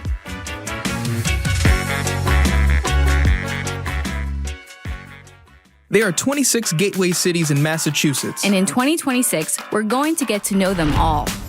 But we need your help. We want to cover what matters to you. We want to hear what concerns you have, what you're proud of, and what you want people to know about your community. So if you're in a gateway city, we want to hear from you. Reach out to us at gbhnews.org/gateway cities. 26 in 26. That's gbhnews.org/gateway cities. Funding for our programs comes from you. And PNC Bank, who believes when you pay attention to the details, amazing things can happen. Like when you check the pockets of a jacket you haven't worn since last fall and find $20. PNC Bank, brilliantly boring since 1865. And Seasons 4, the outdoor living store in Lexington, featuring over 100 styles of outdoor furniture delivered throughout New England, plus a wide selection of plants, statuary, and garden accessories. Spring events in progress. Seasons4.com. And Beacon Circle patron Kristen Romine, proud to support GBH 89.7 and the commitment to local, national, and global journalism that inspires, engages, and supports diversity in the community. Join GBH at our Brighton studios on March 30th with New York Times bestselling author Marie Benedict. Learn more about the characters and history from her book Daughter of Egypt when you get your ticket at gbh.org/events.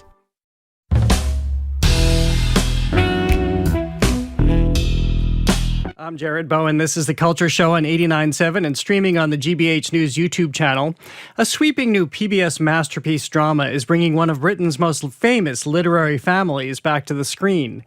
The Forsytes, based on John Galsworthy's novels, follows a wealthy Victorian clan whose money and social standing can't protect even them from rivalry, betrayal, and emotional upheaval. Leading the Forsytes are Jolyon and James, brothers bound by family, business, and class, but divided by temperament and ambition. Jolyon is the elder son and head of the family firm. James is the scheming younger brother, more aggrieved and more apt to make a play for power. So, brother, a number of us have been speaking, and, we're keen to hear Joe's vision for the company. Vision? Ahead of the vote. What vote? There'll be no vote. The decision is mine. Yeah, but must be ratified. It's tradition. Eldest son to eldest son. Well, with respect. Well, you broke with tradition when you pushed Joe into the chair before your demise. The brothers Forsyte join me now to talk about it all. Stephen Moyer stars as Jolyon, and Jack Davenport stars as his brother James. The Forsytes premieres Sunday, March 22nd on Masterpiece on PBS. Welcome to both of you. Great to have you on the show. Hello, hello. Hello, lovely to be here. It's very interesting listening to it as a radio piece. How does it hold up? Well, we've both got faces for radio. No, speak to yourself, dear. So that helps. By the way, I just want to point, not that much younger. Makes it sound like much significantly younger. Makes it sound like he's young and thrusting, and there's not much thrusting happening anymore. Let's go with that. Well, you're already saying things I didn't say. I didn't say much younger, although... No, I am, though. Well, I noticed you were smiling with glee when I had the description of you as the scheming brother. Well, yeah, he is scheming. I mean, partly because one of the things that the show explores is that these sort of calcified roles that you're born into and that you cannot get out of. And when the show was first pitched to me by the writers and the writer and the producers, one of the things they wanted to explore is how these kind of old patriarchal structures eat people alive. And it's fun to be the one who hasn't got all the cash and prizes. I mean, he has plenty of them, but he hasn't got the thing he covets the most. And so that allows me to behave monstrously more or less the entire time, which is a fun thing to do. And not that far from his normal everyday life. Not at all. Is this the point at which we should introduce you two have known each other for a long time? Can you tell? Yeah. We have. Yeah, we have. We have, yeah. Going on 30 years, yeah. 30 years. Where did it begin? We did a show on Channel 4 in 1997 or something. Yeah. Called Ultraviolets, which was Steve's first foray into the world of vampires, his less successful foray into the world of vampires. I've tenderized him. He bloodied me, and if then sent him on his way to stratospheric success. But we became friends then, and then stayed friends and really stayed in each other's lives throughout. So it's a very rare thing that you then get to kind of revisit stuff this much later and be playing brothers. So we feel very lucky, don't we? Yeah, we do. And it's been one of the things that comes out of that friendship is the ability to be as awful as one would like to be to a friend, and knowing full well that the ball's going to get bounced back to you. And there's that sort of freedom of expression that's kind of, the acting process is, where you're not having to worry about how your actions will be, perceived, because you know that he's going to be very happy to bat it straight back and harder. Yes, it's always a bit of if you don't know the other actor that well and you're playing quite a kind of abrasive relationship, it's a bit of a gamble early on when you're kind of feeling your way into a job, like how far you might or might not be able to push it, because you can kind of talk around it as much as you like. But then when the doing of it, like, stuff happens in the moment. And as Steve says, I mean, whoever is receiving the latest ferocious insult receives it, frankly, with glee, because it's sort of quite fun to see how badly we can behave and stay within the confines of period drama behaviour. I have to say, though, you say stay within the confines. Maybe I mean, not. it spills out into the tent as soon as we've left. We have quizzes that we do. We have sort of games that we play, and we're doing all of that in our starched shirts and our bow ties. Yes. Well, I do want to ask about that and how that helps you find the characters. But Stephen, let me ask you about your brother, who doesn't have the latitude that Jax does, and that he has to be mindful at all times leading this family and controlling the succession plan.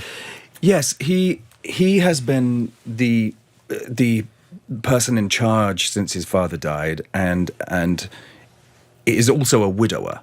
So it's kind of his life, and he has one son who is Jolyon Jr. And Jolyon Jr. as a young man was very artistic, and the family were very concerned about that, and tried to sort of lead him away from that path. And that's kind of his cross to bear in terms of he knows that his son doesn't have the same kind of gumption and the guile that James's son has, Soames Forsyte, who would be able to take over the business in a heartbeat and probably do it even better. And Jolyon Sr. knows that. So in the first episode, we see Jolyon Jr.'s wife kind of worrying that she's kind of losing him, and would it be a good idea, perhaps, to give him more responsibility? And so that is kind of the guiding sort of arrow that has been shot at the beginning of the show and the season, is like, let's give him more responsibility. What is it for both of you to enter into this? This is, of course, the Forsyte saga, and there have been iterations in the novels and in broadcast before, and now to step into this world. Well, I mean, the first thing that, I mean, it should be blindingly obvious to us both, but like, we're now the old guys. And like, there's all these young actors, and like, we're meant to be the elder statesmen, which is hilarious on the face of it. Madness. So there's that. So there's an element, and I mean, it's a wonderful bunch of young actors, and they're all brilliant in the show.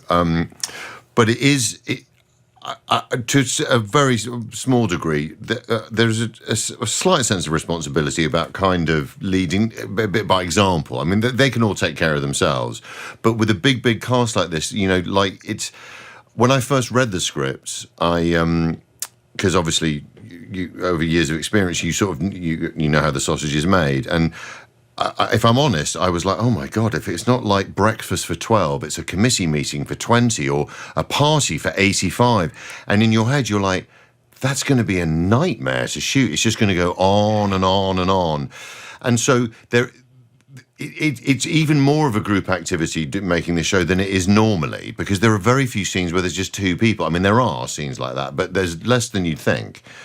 And so I think that it's the sort of just trying to sort of at least appear responsible, and like we know what we're doing, but we don't. In modern drama as well, that the audiences have come to expect a payoff for every single character. Every single character has a story. Every single character has an arc.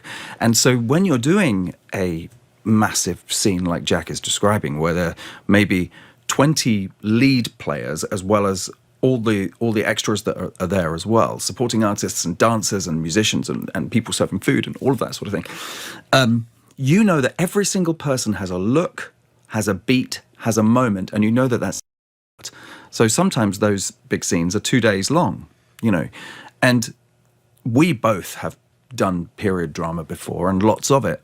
And, you know, you do not think 30 years ago when I was doing this exact thing with a couple of the actors who were in this, you know, but as the young man, that you're going to be doing it 30 years later as the old man. And quite specifically in the novel, my character is called Old Jolyon, and he's like 80, you know. And what Debbie has perfect casting. now. What Debbie has done is very cleverly sort of rewound it back to the 45 that I obviously am. We'll leave that there. Well, it's interesting, too, how things circle back. And there is this moment with, of course, Downton and Bridgerton and the Gilded Age, where people want to escape into these worlds, even as we're having these big conversations about epic wealth like the Forsytes have. Mm-hmm. And it's a weird dichotomy. It is. I think, I'm not sure, but I think some of the appeal, obviously some of the appeal is merely aesthetic. It's like people love the frocks and the sets, and nobody lives like that anymore apart from the very, very wealthy people you're talking about. So there's that. But I also think there's, and you alluded to this a bit in the first thing you said about the costuming, and it is very confining. It's, I mean, for the women it's even worse, because it's corsets, a go-go and the rest, and like £40 worth of dress. But the confinement of the literal physical confinement of that, and the tension between that and the emotion, I think there's something about that which I think is quite appealing, because, you know, we all wander around in sweatpants, you know, saying what we feel at all hours of the day and night, and everyone better be listening to us. And that's not that world. And I think there's something about that tension between confinement and release, which I think people maybe unconsciously are reacting. I think that's a really beautiful point, and because, you know, the idea that this as a genre, you know, was called bodice rippers or whatever version of that you come up with, you know, it is contained. You are held. You are being held. Gothic romance comes from this, is busting out of that, you know. But physically, when you're wearing, you know, those starched shirts that you're wearing, you cannot, it's really funny actually, because you see it, you know, when you think of a director's chair on a film set, right? They're the worst designed chairs that you can possibly have for anybody to be sitting in. They have no support. There's no lumbar support. There's nothing, right? So when you sit in it, your natural sitting position is to slouch. But if you slouch wearing a starched shirt, it goes doing and bounces up here. So you find yourself sitting as you should. Or standing, you know, and that changes the way that your demeanor is, your gait is, the way that you address each other. It's much better for your posture in many ways. The poor ladies are in those corsets all day, and some choose not to come out of them at lunchtime because then after lunch they've got to be strapped back in again, you know. But that has a place within. You see it on the screen as well. You know, you can feel what that does, and that tension, what that does to the kind of where it comes out, you know. Well, it also makes me wonder how different you see the role at the end of shooting versus day one, when you spend so many days, as you're just talking about, sitting with that posture, understanding that confinement, or Jack, as you were saying, spending so many hours in these scenes, which takes so long to shoot, that you're trapped, you're somewhat trapped in the character too.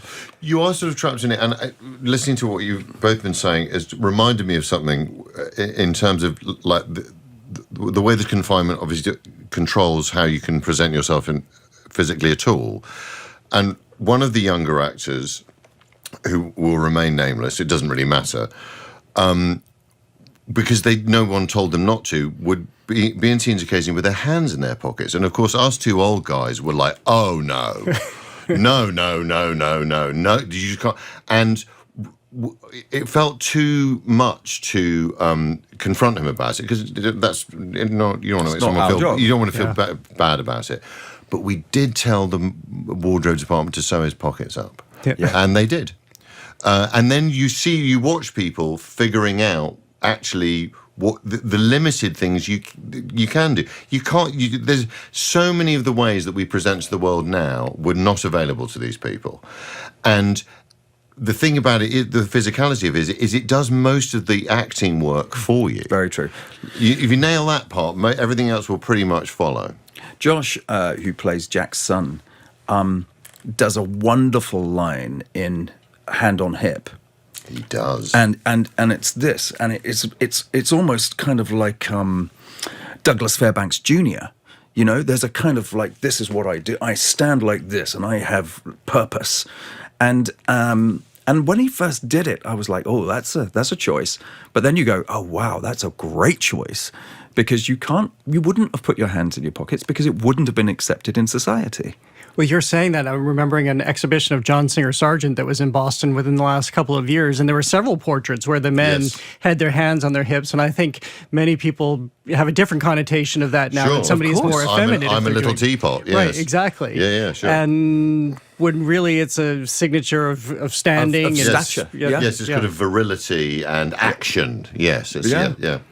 So what about did this happen, the steaminess? I mean, even for PBS, this show is a little steamy. Of course, I'm looking at the True Blood guy here who's like, this is nothing. Yeah. That dude's been naked on the cover of Rolling Stone magazine to be covered in blood, to be clear. Yes. After a hamburger. I think audiences are really sophisticated.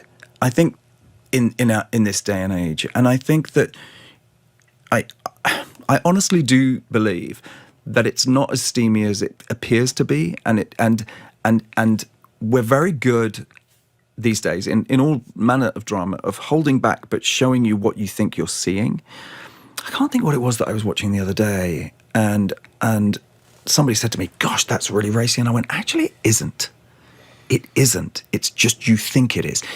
I know what it was. It was Pillion, because we were talking about Alexander Skarsgård, who's a very good dear friend of mine, and Pillion is out there. It's really out there. Yeah, we had the director on the show. Yeah, but actually, it's a very tender romance, that movie. Just because you're seeing naked buttocks doesn't mean you're necessarily seeing anything happen. You're just going, oh, right, that's what that is. But actually, it's a very tender love story, that. And so I don't think that we really do see huge kind of elements of it, but your mind's eye takes you on the journey that the director wants you to go on, and you believe that you're seeing that. So I know what you're implying, but I don't think I feel that it's that.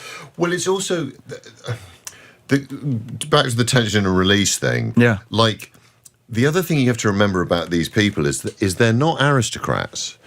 They're nouveau riche. They're what English people with their millions of different labels would call upper middle class. But they're self-made. They're very wealthy, but they're not aristocrats. They're not like ancient families. It's sort of like the Gatsby-esque idea. Yeah, kind of thing. But the weird thing about that is that they achieve all this wealth and then they voluntarily tie themselves up with the propriety that the landed gentry have. And so why is anyone's guess? It's like, why not create a whole new world for yourselves? You're literally creating the world in the image of the British Empire. Like Forsyte and Co are like the finance arm of, like, the Goldman Sachs of the British Empire. Kind of like the Carnegie or something. Yeah, totally. And so I think, all these codes of behaviour and what people will say and society and how they will react, like, who cares? But they volunteer themselves for this. So all these younger characters, and also, by the way, all the young actors in our show are so ludicrously gorgeous. Like, who wouldn't want to watch them all kind of sighing with longing at each other? But I do think that's also something that the show is exploring, is that these codes of behaviour that have been handed top down, and they're young, beautiful people who are starting out in life, and they just want to do what the young people want to do, right? I was watching something. I was watching one of the episodes the other day, and I was thinking about what you've already alluded to, Jared. Is that the ladies always have their hair up, right? The gentlemen are buckled up to here. And the ladies too, are wearing these things.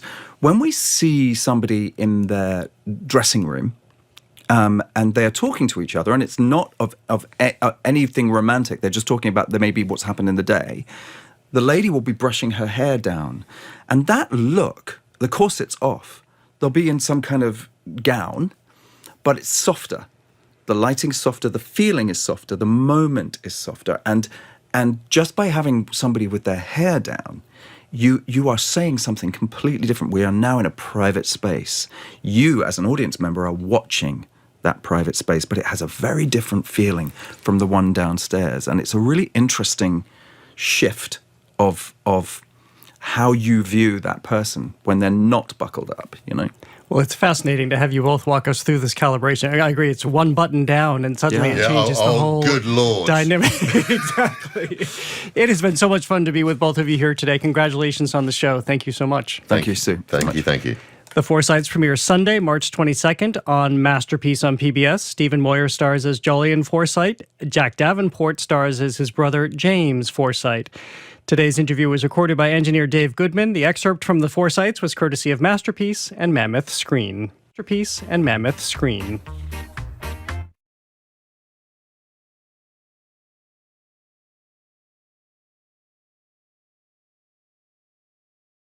Suds, he's next on The Culture Show. Stay with us.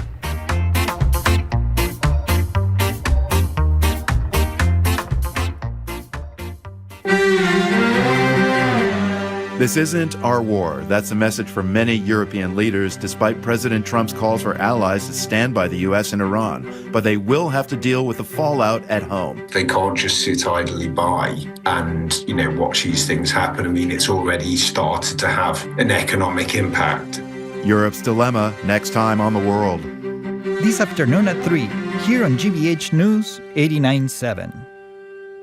Our programs are made possible thanks to you. And Good Now Farms chocolate, crafting single origin chocolate made in New England. More information on the chocolate making process and factory tours can be found at goodnowfarms.com. Support for GBH comes from you and from S&H Construction. We're known for beautiful work, both technically and in terms of the craftsmanship. Sarah Lawson, President. There's no doubt that S&H's customers and GBH's listeners are very much the same people. They're people who want quality. The most quality thing that a media organization can do is to get the facts and tell the truth. That's what GBH does, and we're honored to be associated. To learn more, visit gbh.org/sponsorship. From national headlines to neighborhood impact, the new GBH News app is your hub for trusted local news. Download it today on the App Store and Google Play.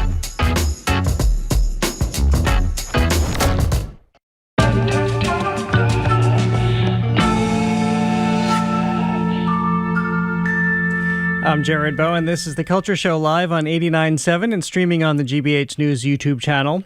Opening day comes with its sacred rituals: the first pitch, the scorecard, the ballpark frank, and naturally, the beer.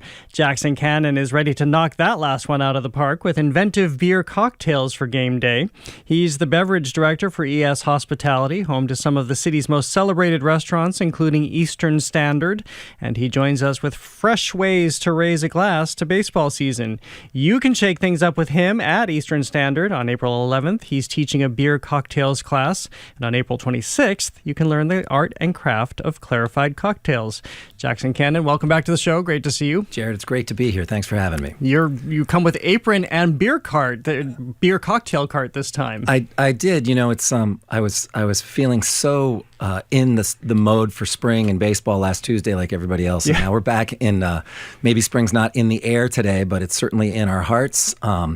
And yeah, we've got a couple of cocktails for you. One is a beer cocktail that I think is really kind of a fun way to observe that tradition of changing tastes in the springtime, but also have something a little bit more interesting. So, well, I have to confess, I had never heard of a beer cocktail until you introduced it. There's plenty. Most people know maybe like a Boilermaker is a classic drop of whiskey in a beer, and there's all kinds of ways of like having a bit of beer as a side to a Bloody Mary or Bloody Mary mix. The Michelada is a pretty well-known cocktail. This is kind of in that vein. I'm going to mix you an Eastern Standard, actually kind of an oldie but a goodie from Eastern Standard called the Maldonado. This one, we're going to use light Mexican beer, but we're going to use a little tequila, fresh lime juice, agave nectar, a touch of Tabasco. And so I'll mix that up for you right now if you're thirsty. Yeah, and I will talk about it while we do it. Exactly. Let me start by asking of course, each beer is going to bring different flavors and different tonality, but really what happens when you start to think of beer as a base? Well, so there are a lot of other cocktails that you can use for a frame of reference. Think champagne cocktails, for instance, right? Where a lot of the volume of a cocktail is coming from this other product, but that is lighter in alcohol, maybe lighter in body than a cocktail is. So a little bit of adulteration to that, and you can have something really complex, refreshing, and interesting to try. Also, it kind of fits in the refreshing lower ABV highballs and things of that nature. This is a fresh bottle of Tabasco, so it's really just one dash, but it's a little tight when you open it at the beginning. People can certainly see you doing this on our GBH News YouTube stream right now. And this bartending sitting down. I did not go to school for this, but how hard can it be? It sounds very good so far. Well, like anything, because of myriad beers out there, like myriad alcohol at your disposal, it's an endless canvas, it would seem. For there is, and it can run the gamut from something that's on a light beer like this to something a little bit more significant. Julian, the lead bartender, has a really evocative cocktail going on the menu today that is based on a refreshing kind of take on IPA. And that was maybe not something you would have seen as much of. A lot of the beer cocktails all kind of turn on this like less expensive, lighter beer. And so it's kind of fun to see things that use a little bit more sophisticated ingredients as well. I'm going to pass this carefully to you. They always get nervous when you hand it over the board like that, like we're to spill it all over. We've done this a few times now. Well, so as I'm about to taste, tell me what you've just made and what's gone into this. Right, so tequila, agave, and lime, you may recognize that from your margarita. It's really kind of a margarita spritz in a way. I think you put it on the menu with that kind of context and people really get it, so beer-a-rita or that kind of thing. But we've been doing this particular formulation since 2006. It's been kind of a mainstay of just like, hey, what if we tried it? And it was very kind of experimental for us then, but now seems just on such solid architecture. This is fantastic, especially with the Tabasco sauce, where it has a nice little kick to it, and it just feels like summer. This is going to pull everything back, the spring back, the summer back. Yeah, let's go. I can't. I told you when I was here in January. I can't wait for the next phase here in spring, and New England is right around the corner and really our best time in that neighborhood. And do you keep this on the menu all the time, or do you wait for? Do you find that people have seasonal tastes? So we're going to kind of highlight it as part of the season, and highlight it in a way. We'll have cocktails on a little special menu like we did for the non-alcoholic menu that is featured from all three of our places right on the plaza there at the Bauer Building. So we'll have 2 from Eastern Standard, 2 from Standard Italian, and 2 from our cocktail bar Equal Measure. And those will be available at all the bars as we get into that first couple months of the season. So, how do you lean into the carbonation of beer? Again, you just sort of lean on what you know is going to work. You may shake things a little less. You need a little less dilution. You may concentrate certain flavors because you're going to be kind of releasing them into either into more liquid with that gas. So it's just kind of it really opens up some doors to sort of anticipate that, right? So. And right down the street from you, of course, is Fenway Park, and people will be flocking there for all manner of food in addition to beer cocktails that they might have coming after. What does this begin to pair well with? Oh, it goes with all kinds of things. Seeing this on the table with the fried calamari at Eastern Standard makes a lot of sense. It can kind of last through to some more kind of robust flavors at Standard Italian. We have a Cubano Italiano on the menu right now that I think this would go just marvelously with. Kind of refreshes the richness of that sandwich. So yeah, there's no end in sight. Like. Occasional hot dog specials we'll have too would go very well with this. I was just going to ask you about the hot dog. I mean, so we compare that with stuff too. Absolutely. Have you heard about the 999? Tell me more. This is 9 innings, 9 beers, 9 hot dogs. Yes. That's what the kids are doing these days. It's harder than it sounds. Can you imagine doing anything like that? I think I remember college and getting to 4 or 5 hot dogs and having to kind of sleep off the nitrates. But maybe the hot dogs they're using now are a little bit better than the ones I had back then. So when did you begin exploring the beer cocktail? We're going to shift to the clarified cocktails in a minute. As I mentioned, you're also doing that class. But when did this become a really adventurous exploration for you? I've always been interested in it. But I have to say that, when we began Eastern Standard in the shadow of Fenway Park, as we used to say and we're even closer to it now than we were, being in that neighborhood and that being such an essential part of the season for us, kind of as beer has sort of risen and fallen, it's always remained an interesting ingredient for me to kind of play with in that way. So, and the team is behind it, and so look for some more interesting things to come. What's been the most surprising combination? Oh, we had one with like a Greek boon, like a very intense beer that with Batavia Iraq, which is a rare distillate, and a kind of that was infused with like a series of spices. Both of those ingredients on their own were sort of kind of a little intense for most people's taste, and together they found a harmony that I found like bizarre and refreshing, and stands to this day as one of those things that on paper shouldn't have worked and worked so well. Well, part of what I love about our conversations is that you can do the deep dive too. So there's a great history to this. This is nothing new. This dates back centuries, if not thousands of years. Yeah. So the history, you could say the history of cocktails in some ways is the history of adulterating wine and beer. There's evidence going back thousands of years of infusions into certain beers and things like that. For us, like, as bartenders, our natural curiosity is going to lead us there.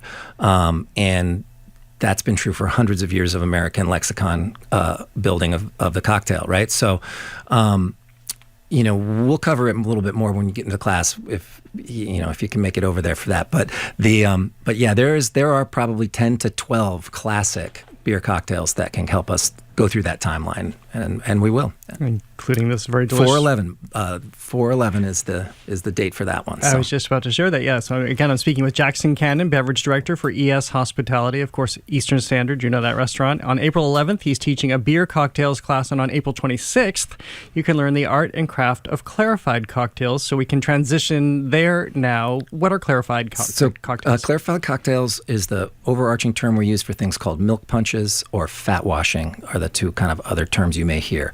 So if you take a protein and add it into an alcoholic beverage and then store that and put that through a process where you then skim that protein away, you'll leave behind some of its flavor and texture and impact on the drink, but you'll have something kind of filtered version of that, right? So when you say the words milk punch, I think it hits people most clearly, right? So you think there's milk in it, it's going to be cloudy. But what we do is through using acid, we'll introduce dairy to a built cocktail, usually on scale, and that'll cause a curdle to happen. When that happens, we can rest that up, say overnight, and all those flavors continue to kind of meld and marry, and then we can filter out those curds. So when we do that, we can end up with something relatively clear, but that retains that texture and that influence of the dairy. It's actually a stabilizing process. So the roots of it in American tavern culture go back to preserving actually these ingredients that on their own would spoil both the dairy and the citrus juice, right, and the fruits. So like shrub, which uses vinegar for preservation, milk punches have this history of being kind of a way to keep calories safe in a bottle through the winter. So in modern usage, we can do all kinds of fun stuff because we tend to keep them refrigerated and we tend to kind of like surf through them relatively quickly. We're not trying to get through a season with them, right? So the one that I brought is one, and Asta has been kind of leading the charge, but all of the team are very into clarifieds. It's a big kind of piece of modern bartending these days. This is one she made with, and she's going to do the class with me on 4/26. This is one she made with mezcal, cinnamon, passion fruit. There was citrus juice. Then for dairy elements, not only milk is used, but labna is introduced. And then this What is that? I don't know what it's that a is. Middle Eastern kind of yogurt consistency. It's a real telltale flavor in Middle Eastern food. And so this one isn't based off of a particular cocktail, except it's just her creativity brought to the fore. Some of them we dilute at different times and don't serve. Some of them we like to kind of consider that like a sort of a batch after it's filtered, and then we will chill and dilute it the same way we would any kind of cocktail or direct cocktail like a martini, etc. So I'm just stirring this to... And when you say you're not serving right away, does that mean you're letting it age to some degree, settle to some degree? It's pretty stable. And once you go through that first process of leaving all the ingredients together and then filter that out, it pretty much kind of locks in place where you're going to be at. So, but yeah, they do have some staying power. It's hard for us to keep them. We rotate them because they're kind of popular and kind of go through each batch and do them in order. And so it's another way of preparing for your party in advance. You can certainly make this it'll lock. As you there's say. going to be an element of that in the class where we explain like how long these will keep, and and you store them in your fridge. Mostly because I'm they're going to the delicious head of the cold, class, is so. what I'm hearing. Yeah. But by my questions, by my anticipating what you're going to be covering in your curriculum. You're doing great. So this one is just going to get a little orange oil over the top, and then just kind of give you a visual. So when you first said protein, I was thinking savory, but not necessarily. No, I think you'll find this quite refreshing. And let's go away from the board here again. Thank you for that. All right. That is absurdly refreshing and absurdly sweet and probably goes down really fast. I'm super bummed. I shared with you before we got on air. I can't drink either of those because I can't have gluten or dairy, but I can taste and spit, and I'm a big fan of this one. I think it's just a terrific original cocktail. This also really lasts on your tongue, too. It's fabulous. Well, there's enough minerality and wash at the end, say, of the passion fruit and of the tequila kind of shining through, and acid from the citrus. But yeah, the weight of the dairy is what's so fun about these drinks. You know, like it's not heavy, but it's rich and full, which is kind of interesting in a direct cocktail. I have not taken another sip since the original one, and it's still sitting there. This is something that can slow people down because you do want to just slow it down, savor it, not gulp it, as delicious as it may be. Yeah, those probably are at opposite ends of the spectrum of how they're playing with your natural sense of how fast you should drink them, right? You know, so I've always claimed that I don't like sweet drinks, and yet every time you make one, I'm realizing that is not true at all. Just because things are on the sweeter side doesn't mean they can't be balanced, right? And it's just really important to have acid, minerality, tannin sometimes can help make a sweet drink really perform. We put a menu cocktail on at SI just recently called Fig and Vine that is a play off of Boulevardiers, but it uses a fig syrup that we make. And it's richer and sweeter than probably other Manhattans or ones of its ilk. But it works because there's enough bitterness and enough proof and enough flavor that, you know, you're kind of like, all right, yeah, I can go there. Do you know what you're making for us next time? Not yet, but I do want to tell you there is a couple of things that have come out of Standard Italian lately that are really exciting me. So maybe we'll do some spritzes. We have a dinner there coming up on Tuesday night. It's a reprise of something we did with Crystal King and Chuck Draghi. She writes fiction, historical fiction, based on famous figures in Italian culinary who we may not know much about their lives. So she gives you a fictional account, but the food and drink parts are highly representative and realistic. So she's paired with Chuck Draghi, and they explore through a taste through time of Italian cuisine. And we paired wines and a few cocktails with that. That's kind of exciting. So that's this Tuesday. Well, your events are always extraordinary. Spritzes sounds great for the next time we see you, and we're into swimming and boating season. That sounds fabulous. Yeah, in summer we'll have the kind of bounty of some local fruits to put in those spritzes, so can't wait. Sounds fantastic. Always great to see you. Thank you so much. Thank you. Jackson Cannon is beverage director for ES Hospitality, home to some of the city's most celebrated restaurants, including Eastern Standard, where you can shake things up with him. On April 11th, he's teaching a beer cocktails class, and on April 26th, you can learn the art and craft of clarified cocktails. Learn more at Open Table. We'll also have a link on our website. Thank you for listening to The Culture Show. Tune in tomorrow or join us live at the Boston Public Library for our Arts and Culture Week in Review. After a years-long wait, K-pop band BTS has a big album drop tomorrow, just as Jay-Z announces he's returning to the stage. Join us at the library for that and much more. I'm Jared Bowen. Have a great day. The Culture Show is made possible in part by a generous contribution from the Fiducia Fund, proud to support this station's arts and culture programming. Spend your afternoon with us. Stay with us for GBH's All Things Considered at 4 and Marketplace at 6:30. But first, The World, a global view of today's headlines from the World Newsroom, right here on GBH 89.7. Support for our programs comes from you and members of the GBH Champions and Beacon Circles. These most generous annual contributors lead the way in sustaining GBH as a public media resource available and free to all. Learn more at gbh.org/support. Experience the inspiring story of Urvashi Vaughn, an outspoken immigrant, lesbian, and woman of color who helped shape the modern-day gay rights movement. Don't miss There Are Things to Do, tonight at 9 on GBH2.